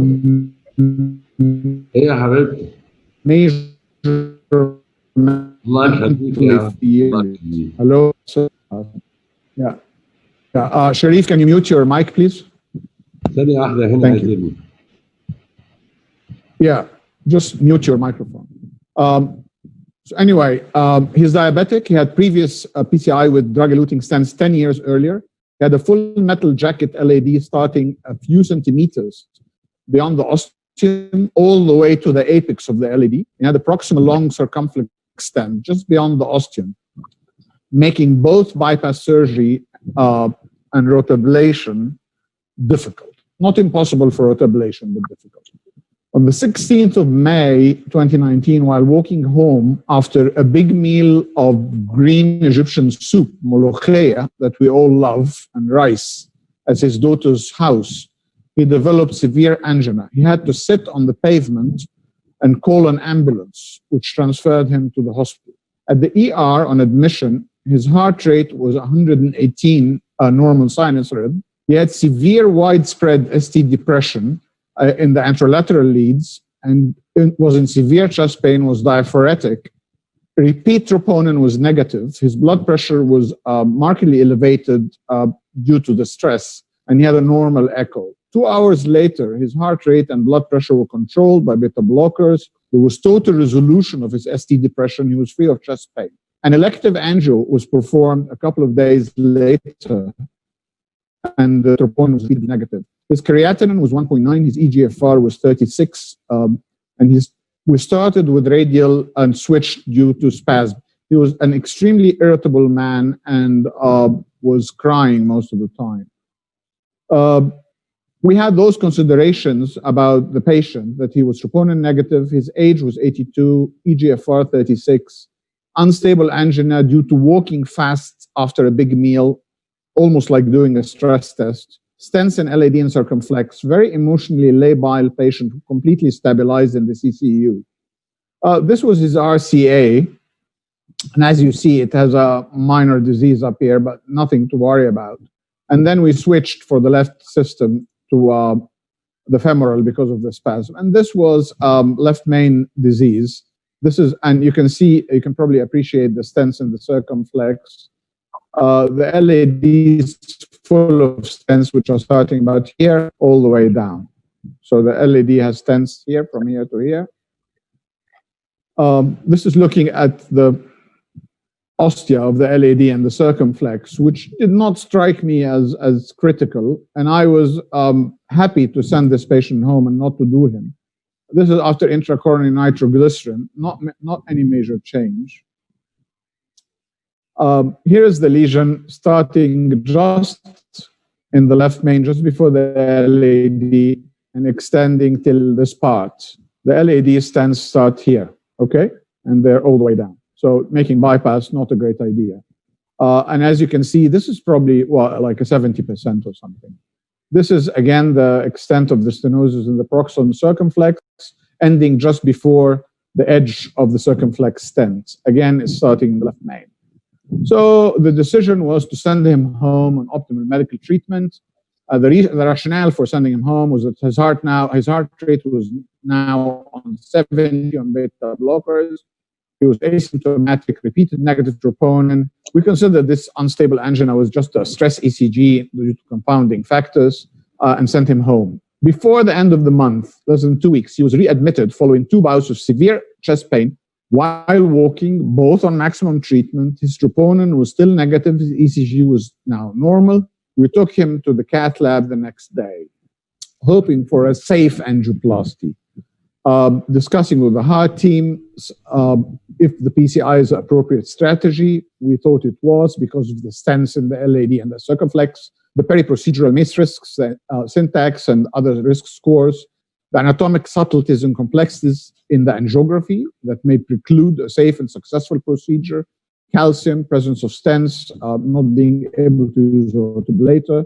And we wanted to decide what are the procedural strategies to help keeping the procedure simple, as our French colleagues have told us, safe and elegant. And of course, post-procedural risks for bleeding, because I had planned to start working femoral this time because of his history of radial spasm a couple of weeks ago, and of contrast-induced injury. So to do a safe PCI, remember SAFE, selection criteria, scores, and syntax, access, adjunctive therapies, and geographic angles approach. Under A, finesse, techniques, abuse, tips, tricks, which we have seen all the tips and tricks that Thierry and Hakim have just shown us, and evaluation post-procedures in real time, immediately post-procedure angiographically, and using IVUS or OCT, and of course, longer term. Which lesion was functionally significant? Is PCI the appropriate strategy? What is his periprocedural MACE risks? Everything gets studied with leading risk scores, contrast-induced nephropathy risk, syntax score, and looked at his coronary angio. There was no CTA. In our case, we always have surgical backup, but in our case, it wouldn't have been. We started with an ultrasound-guided femoral axis.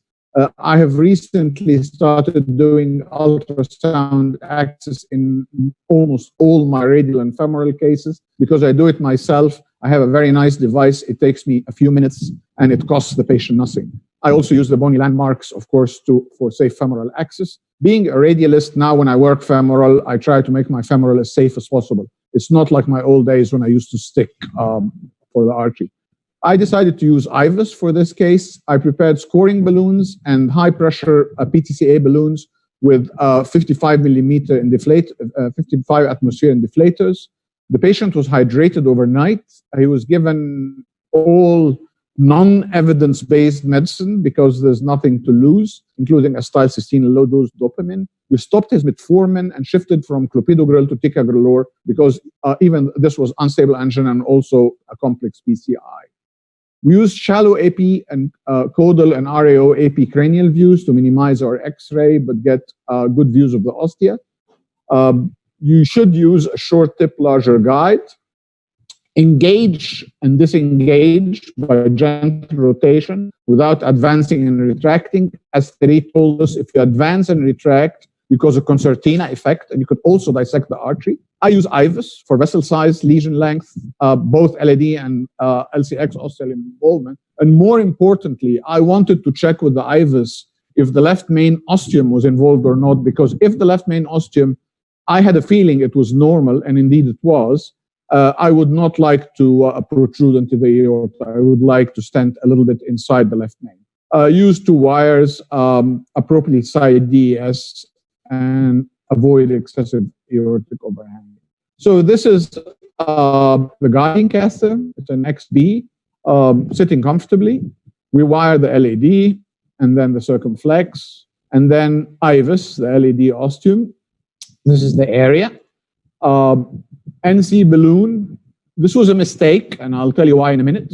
NC balloon 3.0, 15 at 28 atmosphere, which opened really well. I should have pre-dilated with a larger balloon. After pre-dilatation, smaller balloon for the circumflex, 2.5, 20 NC balloon going up to 18 atmosphere, opens well. This is after pre-dilatation of both branches. Again, like Hakeem just told us, you almost never directly stent in a left main. This is the circumflex stent is a 3024 biometrics flex.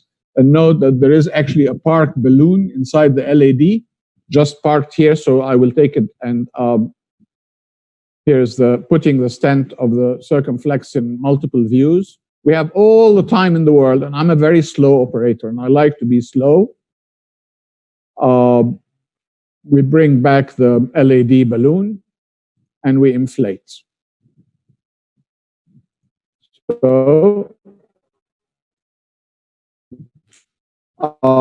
the system completely out to the circumflex and is crushed with the LAD balloon. And this is after circumflex stenting. The circumflex is rewired. It's rewired easily.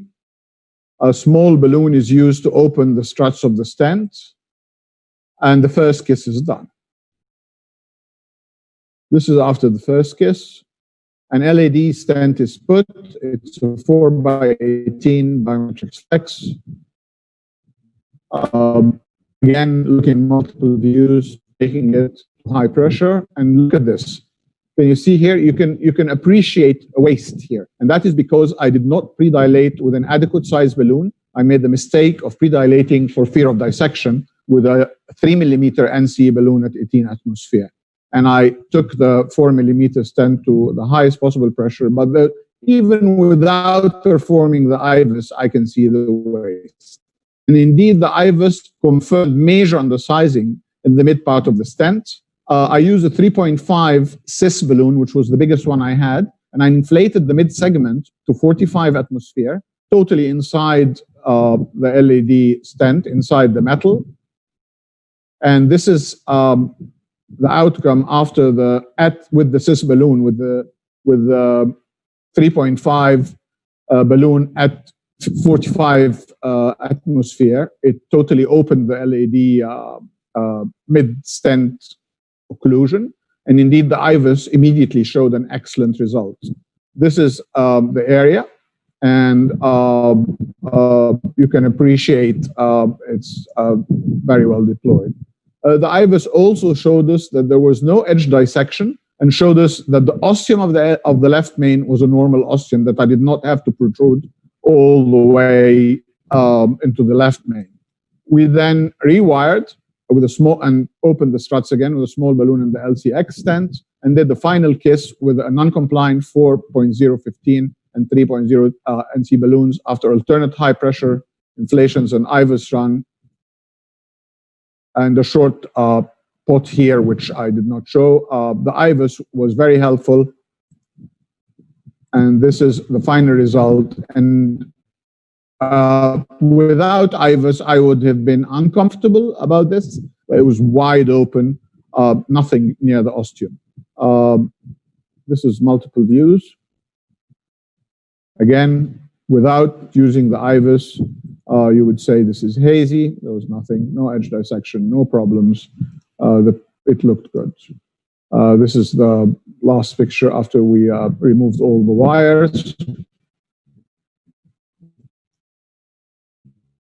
No edge dissection, normal left main ostium, excellent sizing and excellent apposition of both stents. The patient was kept in the CCU for 48 hours on IV fluids and all the non-evidence-based medicines. His daily creatinine was done. On discharge, it was 1.6, was even lower than admission. 1 week later, it returned to his baseline. He never developed any form of a creatinine bump or a SIN.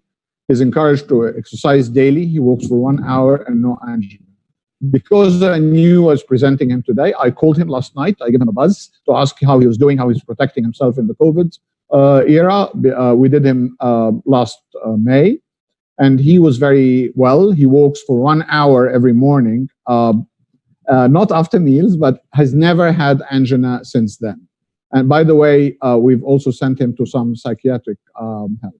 I'd just like to put my last slide. This is a paper which was published a few days ago about from Cardiovascular Interventions 2020 and the American Heart Association. And it's about operator volume and adjusted clinical outcomes. And the more experienced operators have less in-hospital MACE, less in-hospital mortality, and less 12-month mortality. Everybody who's presented today is a very experienced operator. And my message is, and the message of this paper was, in your hospital, in the beginning of your left main curve, do the cases, but have an experienced operator on board. Use them as part of your team. They don't even have to be scrubbed, but they have to be nearby, get their advice, because they will actually improve your outcomes till you become experienced yourself. The most useful tip, these are my last 2 slides, for left main PCI, is that using drug-eluting stents and a wham, bam, thank you, ma'am, is not a replacement for a perfect technique. Even though fast food is bad for you, slow PCI is actually very good for your patient. Be patient, be slow. Don't go around saying, I did the left main in 15 minutes, because that is not a clever thing to do. Thank you very much, and I'm happy to take any questions. Okay, thank you, Hani, very much for your nice and illustrative and good demonstration of the case step by step. And I think we will allow for 1 question, or we'll move to conclude this session, because we are 50 minutes now past, or even more. Yeah. Amra, I can ask a question for the whole group, particularly the Parissud. The cross-sectional diameter of the left main. Usually the optimization of the PCI left main depending on the cross-sectional diameter and which needs IVUS. But how do you measure in non-IVUS technique reaching that 6 millimeter the left main? I mean, because already we have to measure. We have a put stent, we have a kilot, or everything, but we have to reach maximum diameter of the left main. How to optimize this in non-IVUS technique? Thank you. Can you, because, yeah. I'll answer very quickly, then I'd like to hear the opinions of my colleagues. I actually use IVUS in most of my left main cases, almost all of them. Sometimes even after not necessarily before I start, but I always use it. I don't have a cost issue with IVUS. I've managed to get that fixed. So the only reason I would not use IVUS is if I can't push it or something. But however, if you're working in a case with no calcium and you're comfortable and you have decided not to use IVUS, which is fine, you can do that, then it all depends on the size of your balloons and how they open up. If you put a 4 or a 4.5 or a 5 millimeter non-compliant balloon inside the stent in a left main and go up to 18 atmosphere, and the balloon is widely open and there's no significant calcium to start with, and you don't see the grain of sand that Hakeem mentioned, so that you have no concerns, I bet you anything that if you put IVUS, that your cross-sectional area is going to be very large. I mean, if you put a 5 millimeter NC balloon to do your pot, and you take it up to 18 or 20 atmosphere inside the stent, and it opens really well, I can't see why you wouldn't achieve that. So if you're working in a very small patient, and somebody tells you that their left main is 3, that would be my concern, because you may not reach. That is when I think also, even without calcium, I would really like to see imaging by IVUS. And I don't think stent boost can give you any idea about the imaging of coronary arteries, about the size of the coronary arteries. Stent boost can tell you if your stent is well deployed or not. I mean, it's better than QCA, but it can't be compared to IVUS. This is my opinion. Dr. Sobhi, Dr. Hani, actually, IVUS is the gold standard here, but we have some techniques in our cath lab of course, I think you are familiar with it, with the stent acquisition. Stent acquisition, we have it in our CAST lab in ICC. It's some sort of a stent boost, combining the stent boost with dynamic flow with contrast, so you can see the good apposition of the stent on the wall of the artery. So actually, you are accustomed in the ICC using this technique, the stent acquisition. It's a very simple procedure, like stent boost, but with injection of contrast. It takes just a few minutes to do it, and it's very simple. And I think it's a good replacement for IVUS in many cases of PCI. And if you don't have IVUS, you have the time to do IVUS. Just a small remark. We must trust the fractal law to determine the diameter of the left main. It's a very important thing. Usually we use the fractal law to have the diameter of our left main, and it works very well. Okay, Amr, no. Unmute Dr. Sharif if you want to comment. Dr. Sobhi, I believe as a conclusion for this IVUS question, I believe the best advice to those who don't have IVUS is that they use the information obtained by IVUS in other centers, exactly like we did in the very early era of IVUS from Antonio Colombo, if you remember. We just know how to go high pressure. We just know how that the left main is never less than 4 and the proximal LED is never less than 3.5. All such information will be very helpful for those who have no IVUS. Okay. Sorry, but I think there is a big difference between people in Institut de Parissud when they don't use IVUS or don't use OFDI, but it's right behind them. If they want to use it, they will use it. I think if you do not have any imaging, you should not be routinely doing left mains. You should, if you don't have IVUS, go and buy IVUS. Get IVUS to your cath lab. If you have IVUS and you've used it a lot of times, it's perfectly all right not to use it in many cases and just go ahead and use the lessons that you've learned. But not to use IVUS because you have no imaging at all in your cath lab is something we should try and avoid. Okay. I think to conclude this session, it was, Dr. Thierry, do you have Micro. I think you have to unmute your mic, Dr. Thierry. Yeah, unmute. I'm sorry. Yes, Annie, I think you are perfectly right. And this is a recommendation of the European Bifurcation Club on left main. If you do left main, you should have intracoronary imaging on board. So, of course, as you said, we are not using it in the majority of cases, but you should have it in case of difficulty, something not clear, like the lesion of that we have seen from Sherry, for example, etc. So I think, it should be on board. Okay. I think we have to finish. Okay. Okay, let's finish this very nice and illustrative left main session. It was very fruitful. Thierry has demonstrated how the registry he started in France, and then the studies later on, and then the tips and tricks of Ben Hakim, Dr. Ben Hakim, he had give us Ben Amer, I'm sorry.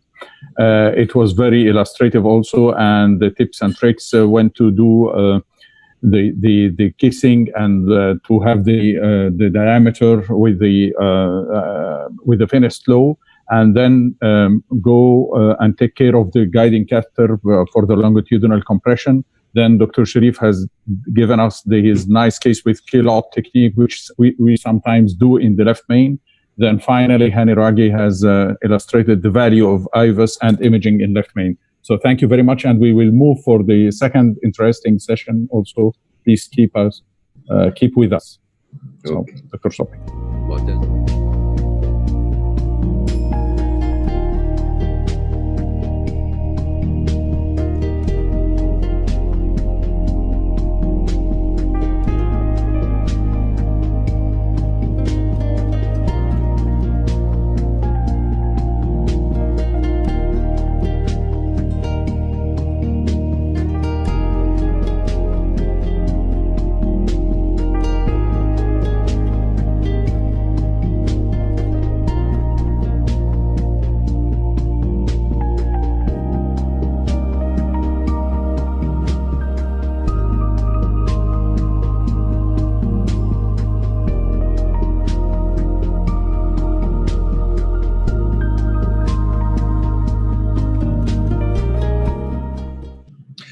I think we spent a very fruitful left main bifurcation ever in any webinars. I saw a lot of webinars in the last 3 months, but this is the best ever.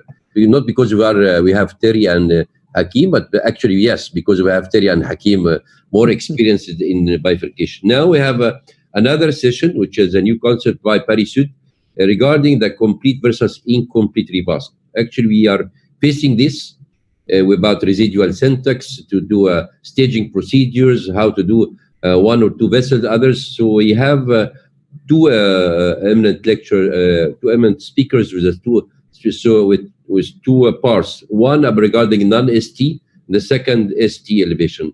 I think we can start with the non-ST with Hakim, and the next would be Lefebvre, and finally we have a case from our colleague Muhammad Sada from Alexandria University. Let's start Hakim, and then we have a discussion after your lecture. Okay. You can see my slide here? Yes. Okay. So I have to like this. Okay, let me only put that up.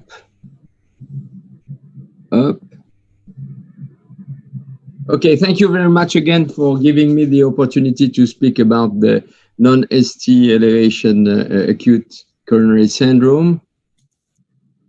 So the background, first of all, non-ST elevation acute coronary syndrome are more frequent than ST elevated myocardial infarction.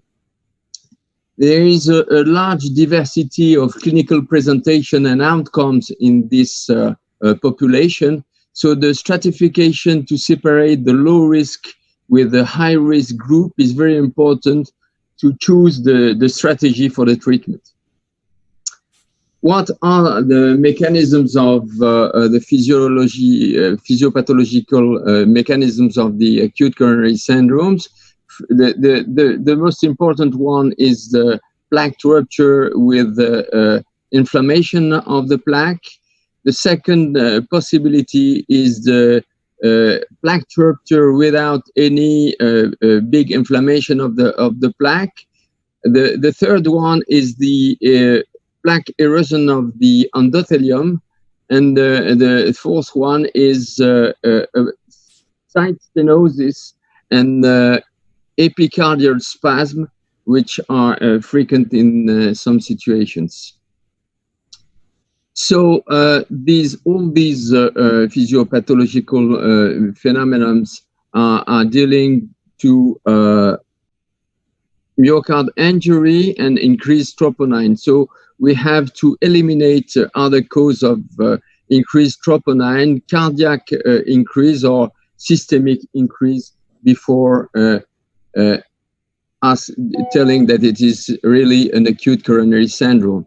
There are different situations, different clinical situations, and in patients with acute coronary syndrome with non-ST elevation, with multivessel disease. The first one is total coronary occlusion without any significant modification of the ECG. It is clearly the case when you have total occlusion of the circumflex, and Thierry will tell us how to deal with this kind of patient to make the revascularization of all the vessels or only the culprit lesion. The second, here you can see clearly that the rate of culprit lesion for the circumflex is higher in non-ST elevation MI rather than ST elevation MI, which the circumflex is less the culprit lesion on this kind of situation. Other situation is chronic lesions. Sometimes we have an acute coronary syndrome without any ST elevation, but with chronic lesions, sometimes with frequent CTO lesions. It's due to hypoperfusion due to bleeding situations and so on. And this situation can be very complex with a large circumferential MI. And the revascularization is quite complex in this situation. So her team is very important, Syntax score, and if the patient is diabetic also, it is very important to know to have the good strategy for the revascularization. This situation is the most interesting for us. It is when you have a multivessel disease with an acute coronary syndrome without any ST elevation, and we had identified clearly the culprit lesion. So we have a culprit lesion and we have a multivessel disease. So what we learned with all the studies about this kind of clinical situation, first of all, when the patient is at high risk, we have to do the angiogram and to perform the PCI very early. So if the patient is at high risk, you have to make the angiogram very early at less than 2 hours or in 24 hours. It depends on the risk of the patient. So first of all, how to deal with revascularization of the culprit only or all the lesions that we have in the multivessel disease. This is a large registry from England, London centers, and the situation in acute coronary syndrome with non-ST elevation, 58% of patients had multivessel disease in this large registry. As you can see on this slide, the multivessel disease on non-ST elevation MI was 30%, and they made a revascularization of the complete revascularization of the patient in 40%. What was the result of this large registry? The mortality was decreased in case of total revascularization of the patient. So the treatment only of the culprit lesion was not enough to reduce the mortality in this study. What about a SMILE trial, which was a randomized control trial? As you can see here, the patient with a very high Syntax score were excluded from the study. And when they had also valve disease, they were referred to surgical treatment. And they randomized the revascularization between two groups, one stage PCI and versus one multi-stage PCI, and the follow-up was done at 1 year. As you can see on this slide, the MACEs were less significant in the multi-stage, in the one-stage population revascularization. And the same thing was for the target vessel revascularization. It was not significant for cardiac death and death. So with this randomized control trial, we had less MACE in all revascularization for all the lesions in this clinical situation. What we have also with meta-analysis, clearly with this meta-analysis, if you do only the revascularization of the culprit lesion, you will have a higher mortality in the follow-up than if you do a multivessel PCI in this kind of situation. Another meta-analysis showing the fact that we reduce the MACEs, but we reduce also the rate of all death and repeat revascularization in the multi-vessel revascularization in non-ST elevation acute central coronary syndrome. So another view is to treat only functional lesions. This is a very interesting study showing the fact that if we treat with the FFR all the lesions which are hemodynamically significant, how to deal with the anatomic lesion which are not FFR positive. So is the anatomy is best than the functional assessment. As you can see here, it was not the case. So if you let some lesion without revascularization in case of non-functional lesions, it will not influence the prognosis at long-term follow-up. This is a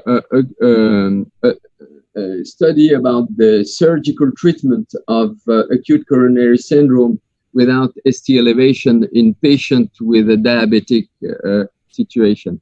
So as you can see here, it was done with a propensity score to make two groups.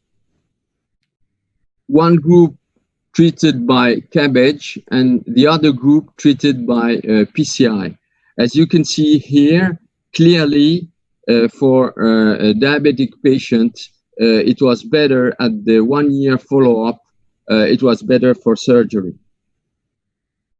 So after randomized control trial meta-analysis, what guidelines tell us about this clinical situation of non-ST elevation NMI?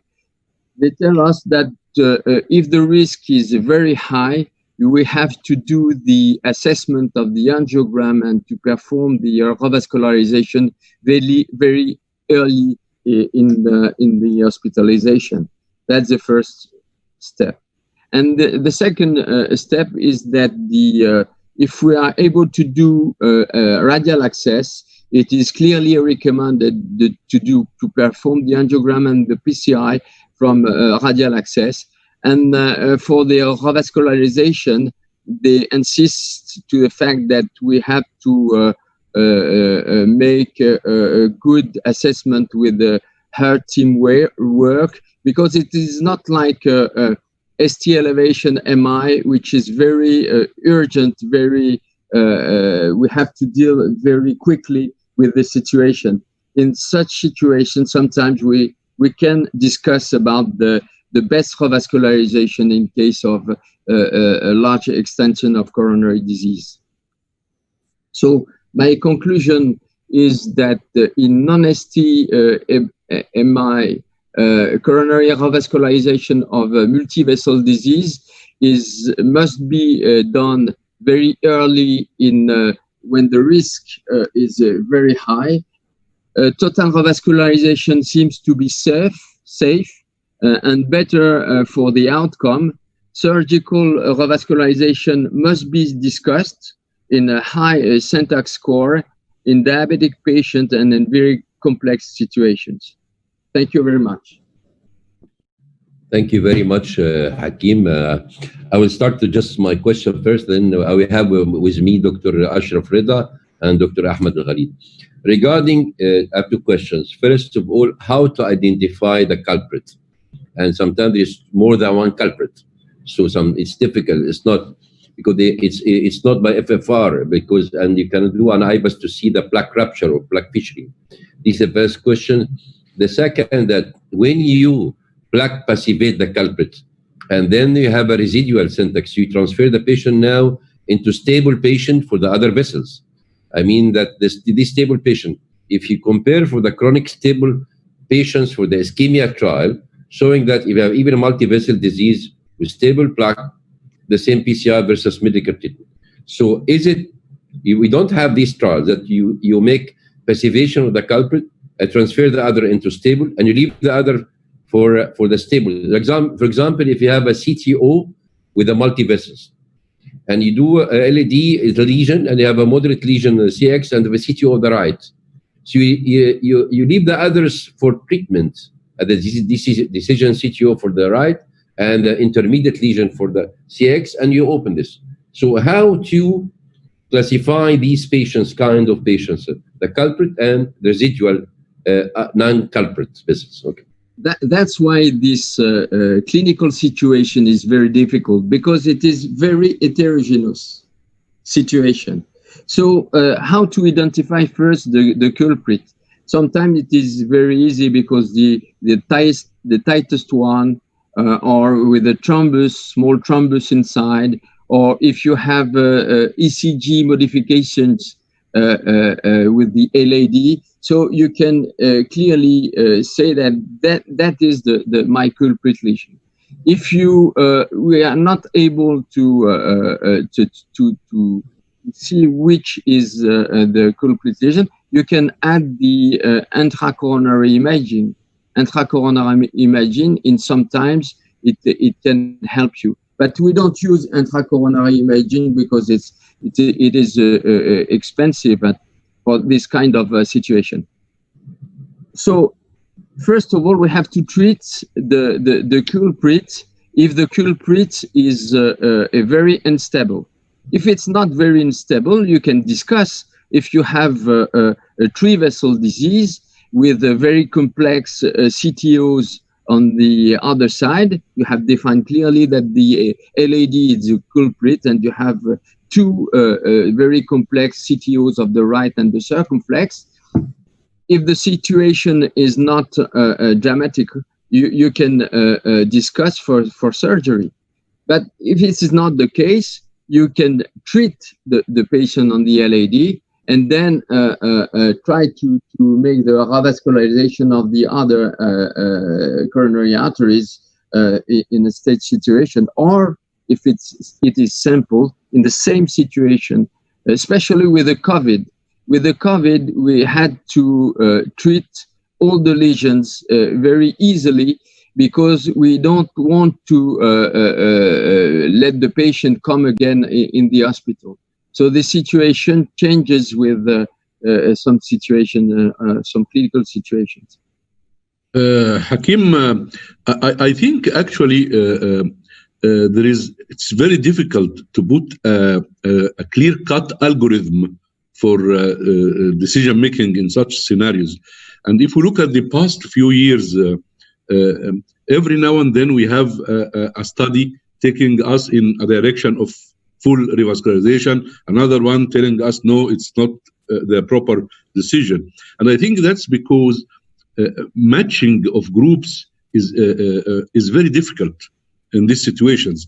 We are not only dealing with a specific lesion here and there. We are dealing with a complex pathological process in all the arteries. We are dealing with a different risk profile of the patients. So I think to make a study in this situation with clear-cut recommendation, we need thousands and thousands of patients for a long time to get to conclusion. So I think by the end of the way, these studies gives us guidelines, but I think the decision should be for the operator who know the patients, who understand his clinical situations and the risk profile. And this. I completely agree with that. That's why the guidelines are very small for this situation, because it's very heterogeneous. So it is very difficult to have a real guideline for this situation. Ahmed Khalid. Okay. About the Ahmed, are you with us? Unmute the mic, Ahmed. Unmute the mic, please. So, okay. Okay? Yes, okay. Yeah, okay. We hear you now. A very nice presentation, Hakim. Well, do you think the strategy of complete vascularization, the stage 1, if you do in the same session, or you do it in the index hospitalization, or up to 45 days, which will you will utilize in your clinical practice more?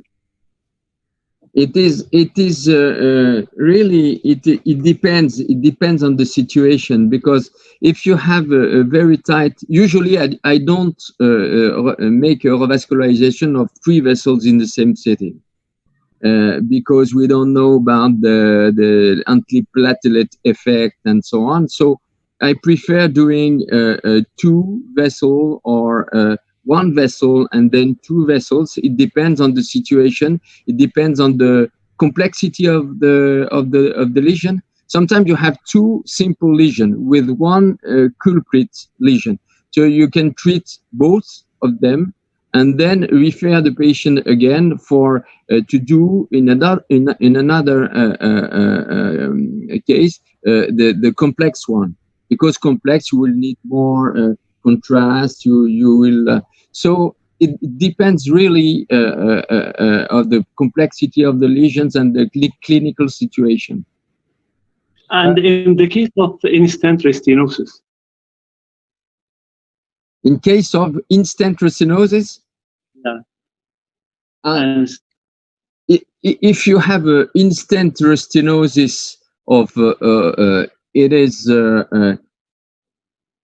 not a good response to the angioplasty. So you have to keep in mind that the patient have a problem. It's exactly the same as a de novo lesion. So if you had a restenosis process in the 3 vessels, you have to refer the patient to the surgery.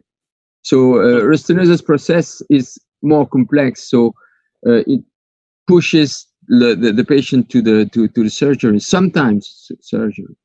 I'm in Egypt. We have a stent save alive for ST elevation since a long time. I'm for the first country in the Middle East, and then I joined the whole group regarding the stent save alive. I think Peter Udinski was making a stent for stroke for life. Then we decided to have stent save alive or life for non-ST, but actually it's stopped because already. So how can you get the 2 hours for the very high risk patient? In 90 minutes for ST elevation, but for very high risk, it measures 2 hours. From where you get these 2 hours for very high risk patients? Either delay for 2 hours, like the same or the injury, like the ST elevation, or it is just mathematic for 2 hours, 24 hours, 72 hours. Don't know where they get these hours. Usually it is like STMI presentation, because you have a patient with a coronary attack with cyclic flow variations. So it is rather like a STMI situation. But usually we perform the angiogram in the 24 hours, not at 2 hours after the admission of the patient. So usually in your cath lab, 24 hours, not emergency, or like the guideline said. No, I think it depends. If the patient is coming in the open hours, he will have an unstable patient with modification of ST. He will have the angiogram the same day.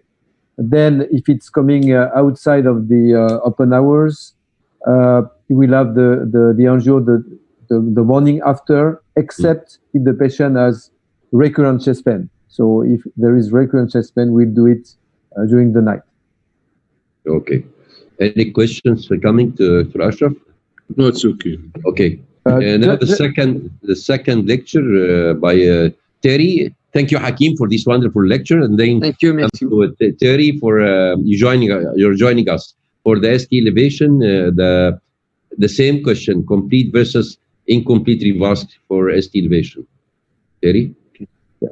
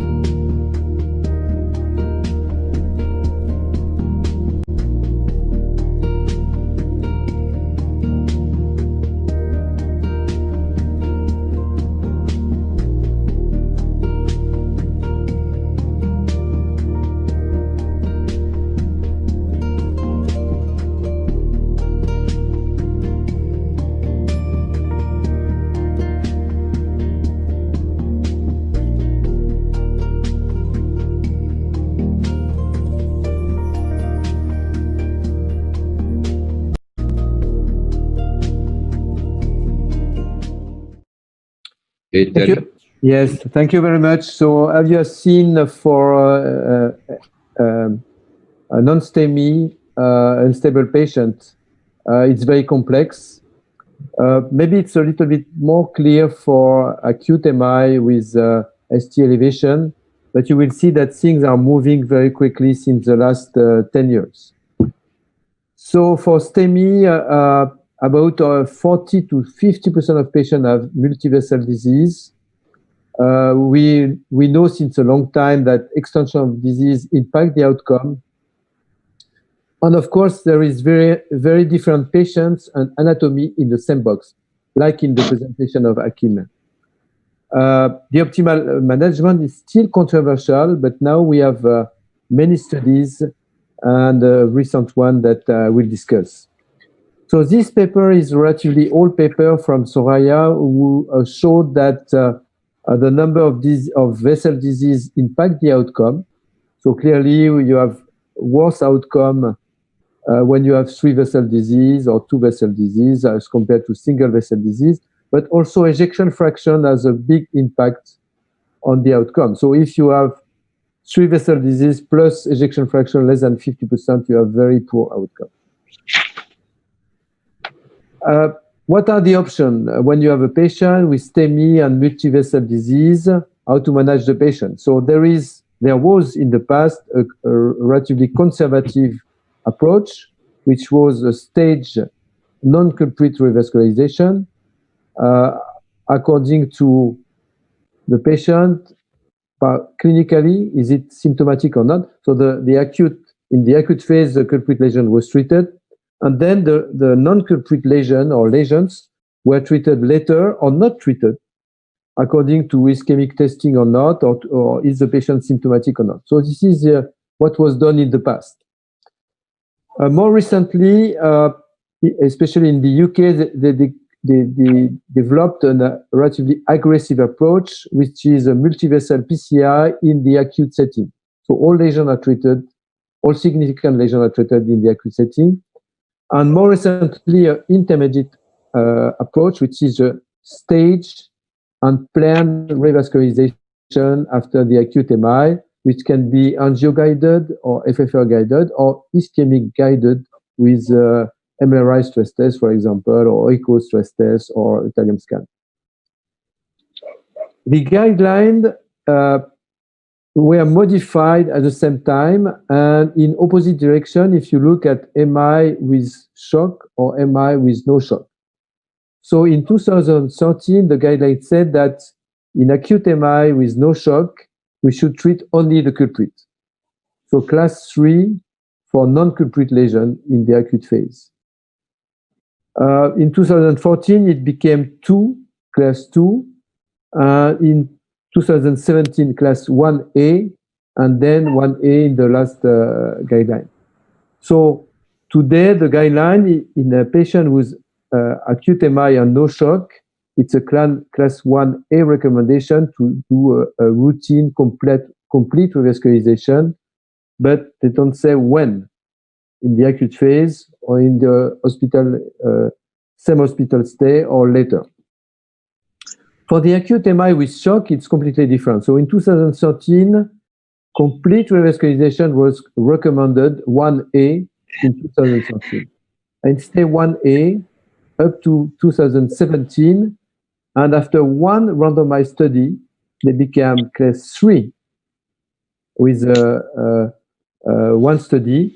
And today they are saying that we should not do a complete revascularization in acute MI in the acute phase. So I will not talk about acute MI with shock. It's a different story, but I think it's interesting to see that the two guidelines are going exactly in the opposite direction, and it's very strange, in my opinion. So this discordance is counterintuitive, and there is many remaining questions. What should be the timing of completeness? How to assess the vessel relevance, and how to assess the lesion significance. And it's not so simple, especially in the acute phase. Just a few examples. So this is an acute, a 46-year-old patient coming at 3 hours after the onset of MI with occlusion of marginal branch. And you can see he had also very tight stenosis of the right. But the EKG was in favor of lateral MI. So of course, the culprit is this one, the non-culprit is this one. The culprit was treated, but when should we treat the right? Of course, it was done, but should we treat during the same setting, the same hospital stay, or a few days later, or a few weeks later? On the opposite, you may have a 91-year-old patient with inferolateral STEMI at 4 hours with acute occlusion of the right and long disease of the proximal LAD, which is significant. Of course, you treat the right, which is not optimally treated, in my opinion. But what should we do for the LAD? The same setting, few days after, few weeks after? It's not so simple. Another example, which maybe it's a little bit more complex. So you have occlusion of the circ at 5 hours with a tight stenosis of the distal left main. So should we treat only this and leave the left main and treat later? Or should we treat everything at the same time? A last example, which is acute occlusion of the LAD at 4 hours. You can see the occlusion of the mid-LAD, and you can see the stenosis of the mid-right, which was included in the Flower MI study. It's a French study looking at complete revascularization guided by FFR. So the LAD was treated, and then they do FFR in the acute phase, which was 0.88. So we have the answer. We should not treat the right. So I think it's relatively complex discussion, and it's very important to look at the data we have. So this is the first randomized study, the PROMISE study, comparing complete revascularization in the acute phase to non-complete, treating only the culprit, and then do nothing, or maybe check the patient at follow-up. So of course, in this study, there is a better outcome in patients who had a very aggressive approach, so treat everything in the acute phase, as compared to treat nothing at follow-up after treating the culprit. And this is mainly driven by recurrent of chest pain for treating the other lesions.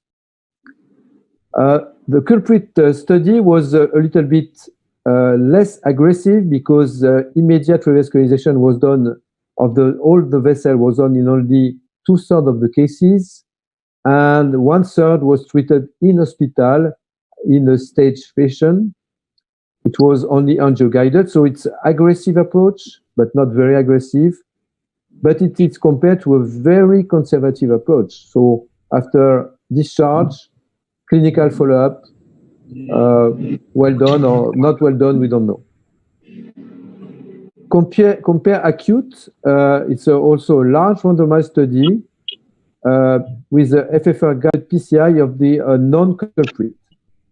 So the patients were randomized. It was published 3 years ago now, 2:1, and 55% of patients had only multivessel PCI during the acute phase.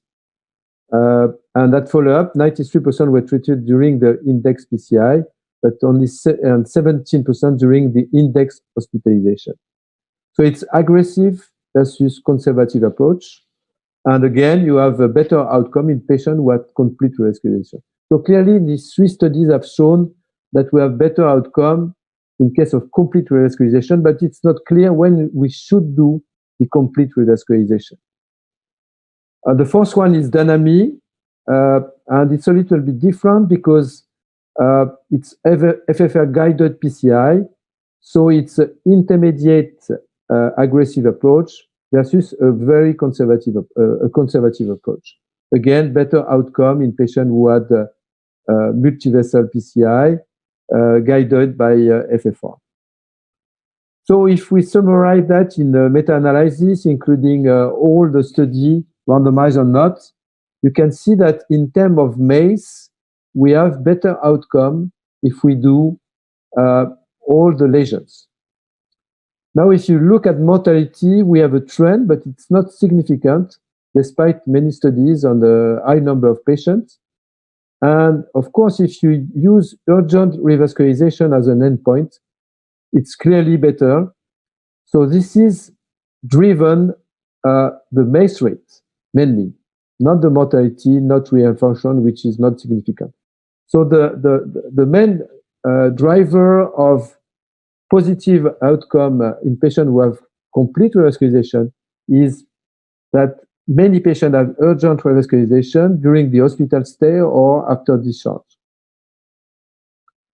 Now, if you look at different strategies in terms of timing, I think it's clear that complete during the index hospitalization is better than treating only the culprit. But if you look at the stage after culprit, it's still significant. So it's different to be sure that this is better than this. And of course, we should have a randomized study, and we have not this kind of randomized study. Now, if you look at mortality, there is no thing significant if to split the data. And if you look at revascularization, again, you have complete during the index is versus treating only better than treating only the culprit. But you see that a stage after is also good. But okay, so we need more information. So if I summarize this data before the last study, which is complete, which was presented at the last ESC last year, we know that aggressive is better than conservative, clearly, and this is coming from all these studies. We know also that intermediate is better than aggressive, so this is a dynamic study where complete revascularization was guided by FFR, but it's not enough. So last year at ESC was presented the complete study, which is a very large study, more than 4,000 patients, randomizing complete revascularization versus culprit only. And complete was not done always in the acute phase, but during hospital stay or even after discharge. You can see that after 45 days, crossover was observed only in less than 5% of cases. If you look now at the outcome, you can see that clearly you have a better outcome with complete, with a very significant p-value, and the number of patients to treat is only 37 to have one death, cardiovascular death, or one UMI decreasing. Now, if you look at the composite endpoint of cardiovascular death, UMI, or ischemic-driven revascularization, you need to treat only 13 patients to save one. So it's a huge difference if you look at this data. Now, if you look at more detail, if you look at complete during the index or complete after discharge, you can see that we have similar outcome. So like for the presentation of Hakim, I think it's really a case-by-case decision. So there is cases where you should do a complete revascularization during the hospital stay, sometimes during the acute procedure, and sometimes after discharge. And in our center, we are treating the majority of patients after discharge, except if we have a very critical lesion in the other vessel, which was not the culprit. Now, if you look at this complete study, you can see that the occurrence of events, so in blue, cardiovascular death or MI, You can see that they are occurring progressively like that. If you look at the patient who have cardiovascular death, MI, or ischemic-driven revascularization, you think that the benefit of complete as compared to incomplete is very high. And again, it's mainly driven by the other lesion, so ischemic-driven revascularization. So I think it's very interesting because at the end, the patient were treated and they had benefit because they are not obliged to come back because they have chest pain, etc. So my conclusion is that in STEMI, we should do a personalized medicine, like for non-STEMI acute coronary syndrome. We should treat optimally the culprit lesion, and then select the best approach for the other lesions. During the primary angioplasty, sometimes we have to treat other lesions before discharge or within the next few weeks. And in this setting, FFR can be a very useful tool that you can use during the acute phase in the non-culprit lesions or after discharge or before discharge. Thank you very much for your attention. Well, thank you, Terry.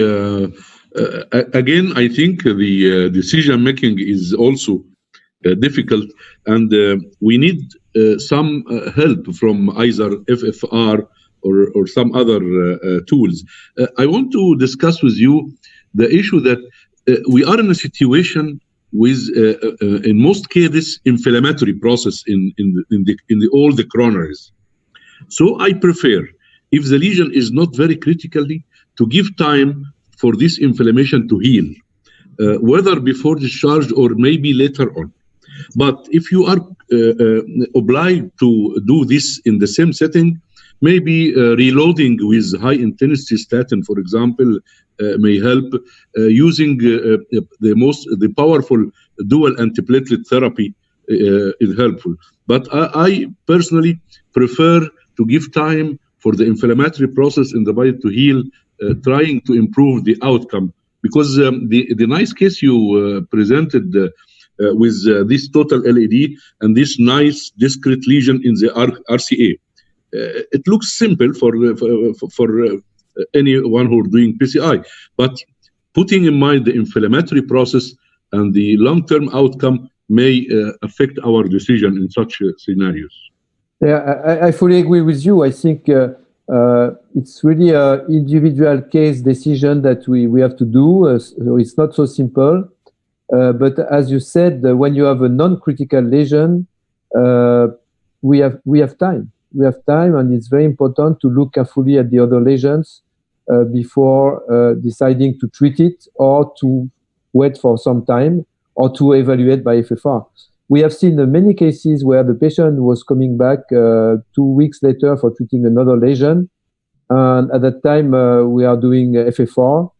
And in many cases, the FFR, despite the lesion looks tight or looks tight in the acute phase, sometimes the lesion is decreasing and the FFR becomes negative. So I think taking time is good. But of course, we should not take time when you have a critical lesion, which may compromise the outcome of the patient during the hospital stay or a few days after. So it's really a good medicine that we have to do, like for all patients with multivessel disease. Terry, wonderful as usual. I have the chance to meet Samir Mehta with regarding the complete trial, and then we have in European, and then in TCT. And then I think we are in an era, this is more stable than the non-ST, that you have to do the culprit mainly, and most of the cases in the index hospitalizations, because most of the cases came at night, 4 o'clock in the morning, so it's not allowed. For example, if you have a right coronary and the left main, you have lesion in the culprit, so go the right, and maybe the left main be delayed for 3 weeks and do it in another settings. Depending, personalized, but sometimes, according to George Danglas and the PCR group and DCT group, say that if it takes a short duration, for example, if a culprit lesion takes only 15 minutes, a small amount of dye. And you have another critical lesion in the LED, for example, in young patients, it's better to do the others, the same settings. So as you said, it is a personalized. Don't do CTO, for example, in the same setting. Delay the CTO for 3 weeks, something. So because we have to give the audience a decision in our country, you think that the culprit is the main, and then decide next day for the index with the group, and then or delayed for 3 weeks according to the complete trial? What do you think? Because not using FFR in all cath labs in Egypt. Of course. No, I fully agree with you. I think treating the culprit first is very important. One of the problems is that in many centers 15 years ago, they were treating the culprit, and then the patient was discharged with follow-up which was not optimal. And then the patient were coming back because they had chest pain, etc. But I think it's very important. You treat the culprit, you assess all the other lesions, and you take a good decision. And this is a discussion that we have every day with my colleagues. So what do you think about this? The other lesion, should we treat it during the same hospital stay, or can we wait for 2 or 3 weeks? Usually we ask the patient coming back 2 or 3 weeks in the majority of cases. But there is cases where it's, for example, one example that I showed was occlusion of the marginal with a very tight stenosis of the right, which was a little bit hazy. I think this case we'll do it a few days after the culprit, but before hospital discharge.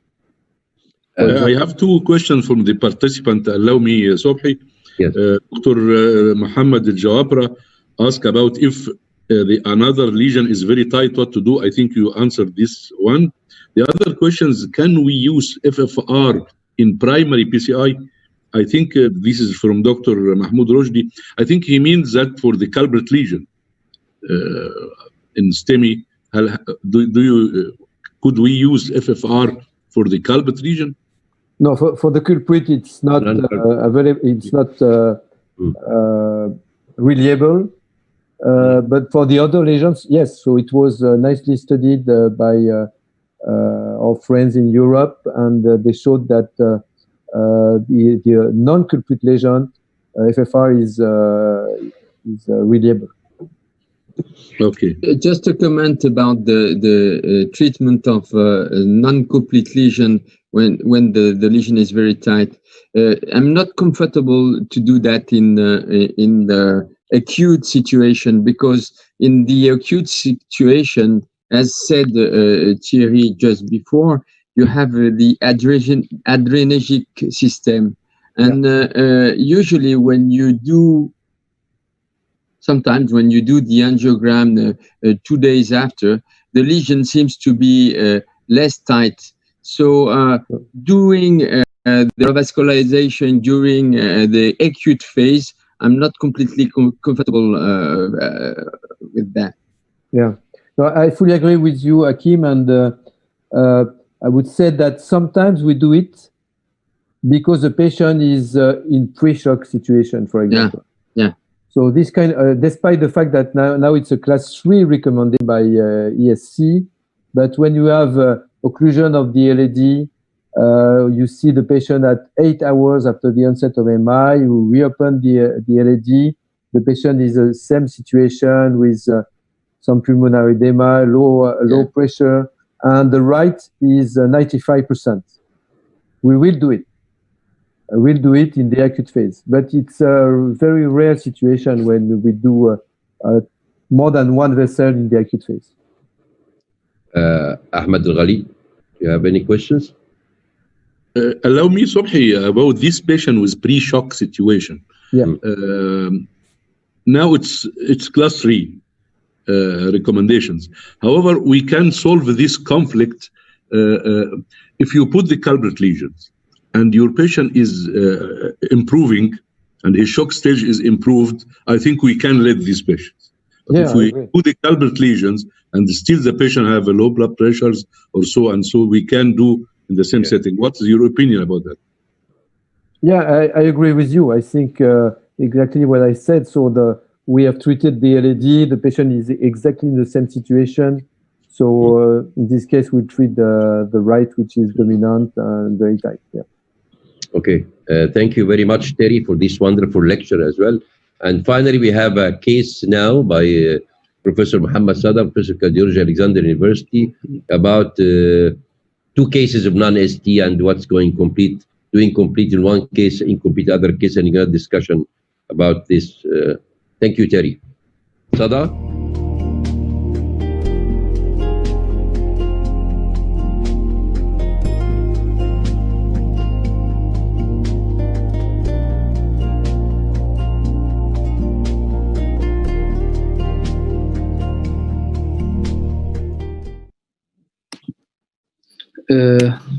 Good evening, everybody. I think we have a very fruitful webinar tonight. I think it's a very long webinar, and we have a lot of data. I would like to thank the French group and the Egyptian group. Now I'm going to present shortly 2 cases representing acute coronary syndrome non-STEMI with different clinical scenarios. My first case is a case female patient. I did a PCI for the culprit vessel only. She's a 68 years old, presented with non-STEMI. She's a hypertensive patient with long-standing history of chronic renal failure on hemodialysis. And also she had an old cancer breast and old DVT. Her ejection fraction is preserved with mild mitral regurgitation. Unfortunately, Grace risk score was very high and was high 21 in hospital and 6 months mortality. As well, the Crusade risk score is as well is high 16.2 with high risk of in-hospital major bleeding. As you can see here, this is the angiogram of our patient. We have a lot of calcification for every renal patient, as you all know, that we have a critical, very long mid LED opposite a big diagonal branch.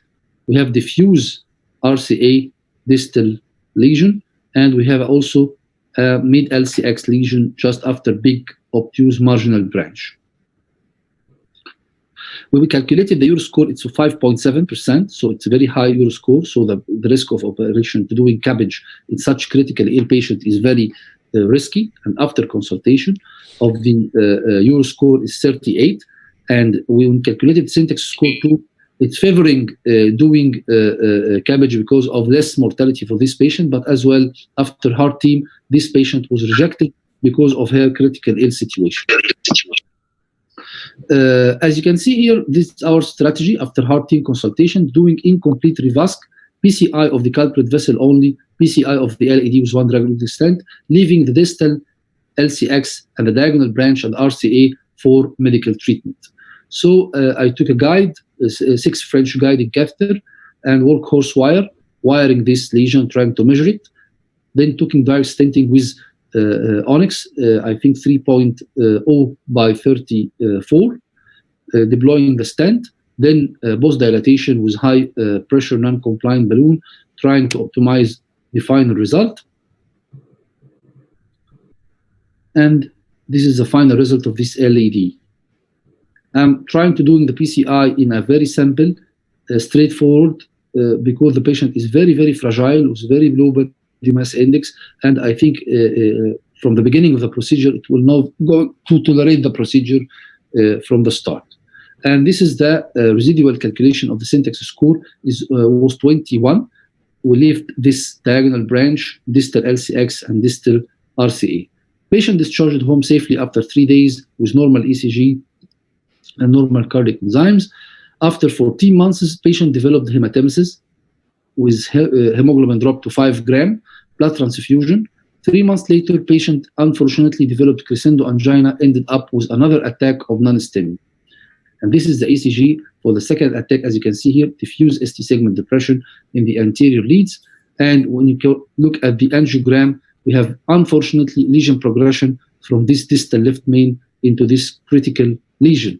But fortunately, we have a good ejection fraction still preserved despite this recurrent acute coronary syndrome. So I decided to do PCI for this left main again. So 2 wires trying to optimizing my stent in left main, not to miss the ostium in this REO view, LEO cranial view, and to overlap with the distal stent in the LAD, also taking different orthogonal views, deploying the stent, then doing pot opposite the distal knob, opposite the LCX, trying to optimize the final result.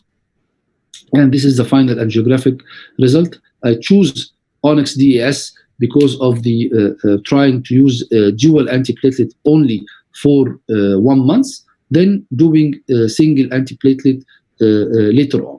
And after 13 months of follow-up, patient still asymptomatic without any major adverse cardiac event. Another case of a female patient, 82 years old, with very low body mass index as well, presented with non-STEMI, hypertension, diabetes, and ex-smoking and COPD. Her ejection fraction was 61 with anthroepical hypokinesis. Also, we have high grace risk score and a little bit intermediate crusade risk score. This is the initial angiogram, as you can see here, of a critical ostial LAD with calcification in the left main roof and in the mid LAD, and free ostium of LCX and some haziness and lesion in the ostial OM. Also, we have a mid LAD lesion, and we have a critical ostial RCA and mid RCA lesion. So by calculation of Euroscore, it's 3.2, and we're doing syntax 2 score favoring PCI with low mortality because of her chest condition and low body mass index and her old age. So we decided to do complete revasc of the PCI left main LAD with drug-eluting stent, then doing PCI RCA in another setting. So I take 6 French guide, 2 wires, pre-dilatation, then trying to optimize my stent in the left main ostium, deploying the stent, then doing pot, then recrossing and final kissing, then another pot, doing control. We found the lesion in the mid LAD become more and more significant, so we do PCI for this LAD. And this is the final angiographic result of the first procedure. Patient discharged to the CCU safely, and 3 days later we planned to do PCI of this critically ostial RCA because it's very critical, and we are afraid to discharge my patient and get her back again later on because of fear. So I took a GR guide, then wiring, pre-dilatation, stenting of the mid lesion, then stenting of the proximal lesion, trying to putting my stent on the cusp, protruded 1 or 2 struts, not to miss the ostium of the heavily calcified RCA, then doing pot later on, and this is the final angiographic result of the right coronary artery. So the clinical evolution, patient also discharged safely after 2 days without in-hospital MACE, and 15 months later, patient still asymptomatic till this moment. So I presented 2 cases, one of incomplete revasc of the high critically ill patient, and one of the complete revascularization of patient with high syntax score doing in the same index hospitalization. So the take-home message here, as Dr. Terry and Dr. Hakim said, there is a recent guidelines for management of patient and non-STEMI indicating that there is no prospective randomized trial comparing complete versus incomplete revascularization and the timing to do it simultaneously in the same setting or even staged of revascularization in such patient. The last European guidelines in 2015 till this moment stated that in patients with multi-vessel coronary artery disease, it's recommended to base the revascularization strategy, ad hoc culprit PCI, multi-vessel PCI, CABG, or clinical status of comorbidity as well as disease severity, including distribution and geographic of the lesion and syntax score according to the local heart team. But as you can see, this is class 1 recommendation, but level of evidence C. It's a consensus. We don't have a large randomized clinical trial till this moment to address this answer. When we look at the American guidelines and American Heart Association guidelines also stated that a strategy of multi-vessel PCI, in contrast to culprit lesion only PCI, may be reasonable in patient undergoing coronary revasc as a part of treatment of non-STEMI. It's a class 2B, also level of evidence B. So it's recommended when there is a high likelihood of high success and low risk of morbidity, while the treated vessels supply large area of viable myocardium and have high risk by non-invasive testing. This is the conditions recommendation by American guideline. High success rate, low risk of morbidity, doing large vessel, supplying large area of viable myocardium by non-invasive testing. As Dr. Hakim showed us in the SMILE trial, which one of the big, large trial addressing this issue, they stated that in multi-vessel, non-ST segment elevation myocardial infarction, complete one-stage revascularization is superior to multi-stage PCI in terms of major adverse cardiac event and cerebrovascular event, but not in the index hospitalization time. So this question has not been resolved, and in the area of current investigation. So in our university, with the group of Dr. Sobhi and Dr. Amr Zaki and the other group of intervention, we did this paper, outcome of different pattern of percutaneous revascularization of non-STEMI in acute coronary syndrome with multi-vessel PCI. It's published in ACC in 2018 also. This study was conducted on 419 patients with ACS from 2008 up to 2016. We randomized our patient into 3 groups, and our conclusion that in patient with non-STEMI, complete revascularization either in same setting or staged manner is better compared to only PCI of the culprit vessel in terms of MACE, cardiac death and need of revascularization. There is no difference in MACE outcome between revascularization in same setting or staged revascularization. So either do it in the same setting or staged. In case of incomplete revascularization, we should conclude residual syntax score because it's guided. If it's less than 8, you have the patient of favorable outcome, but if it's more than 8, the outcome is not that good and the patient will come back. Finally, I think this will judge every case by case. As the group said, it should be individualized. The timing of the procedure, it's doing by daytime or nighttime. Patient is stable or not, I mean hemodynamically and tolerating the procedure or not. The operator competence as regarding the complexity of the lesion and the presence of the hardware and the team readiness to doing a very complex PCI at that time in the same procedure, the amount of contrast and the radiation dose as well. Thank you all for your good listening. Thank you, Mohammed, for this important 2 cases. I think your message at the end is the right answer to finish this session that you already we discussed together different parts, and then you finalize the answer of non-ST, which is sometimes difficult, and also the ST elevation. Terry and Hakim, do you have any comment regarding these 2 cases, and or we just finished because we have to finish, I think, the session. Dr. Ashraf, Dr. Ahmed Ghalid, nothing more. Okay, thank you very much. First, I'd like to conclude by thanks to the CHAMPS group, Terry Lefebvre and Hakim for preparation of the 2 topics and rehearsal with us, and then we had discussion, interactive discussion. We supposed to be 2 hours, but actually extended to 3 hours, which because it is we can extend up to 4 or 5 hours because we have a lot to discuss. It's a fruitful. I think this is good for the virtual meetings to have a lot of discussion at ease at your home, and then we have only 10 persons, and the attendees more than 300. Just have a number 350 for 3 hours, staying for 3 hours. Thank you. I'd like also to thank Pfizer for sponsoring. I'd like to thank the Egyptian group, Dr. Amr Zaki, Shir Biltagi, Dr. Muhammad Sada, Dr. Hani Rad, Dr. Hassam Andid, Dr. Ashraf, Dr. Ahmed Ghalid. I'd like to thank also ICOM, Walid Salma for preparation and Riham, and Mu'taz and Ahmed Yusri for technical support. I think this webinar should be put in the CV Rep and the YouTube to be discussed, because you have a lot of information. 3 hours, but actually for myself, I learned a lot. Although I know them, but I learned a lot for discussion. Thank you very much, and I hope we have another meeting in the future. Terry and Hakim, do you have any comment on the behalf of the Parissud group? But we just want to thank you for organizing this great meeting. I think we learned also a lot from you. It was very nice, and I'm sure that Hakim was also happy to be in this session, which was really great. Thank you very much. It was really interesting, and sharing experiences is very important in our job.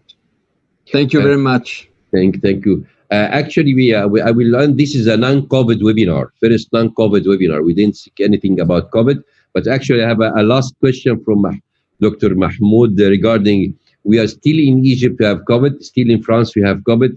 Does PCI differs from cabbage in COVID era in bifurcation and complete versus incomplete? Although I don't think that we have strict to the guidelines. Even the European American didn't change the guidelines. We have to stick to this. Still, we have a primary PCI better than thrombolytics. Still, we have do maybe complete rebus in index hospitalization. Still, we stick to the guidelines. Thank you very much. Maybe we do CT chest before PCI. Yeah? I don't think so. I don't think so. So can we have a group photo at the end, like the physical or in-person meetings? Okay. I can prepare for this.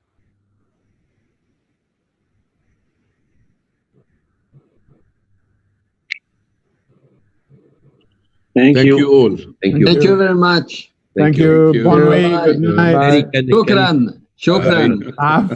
Eric, can you stay with us 5 minutes?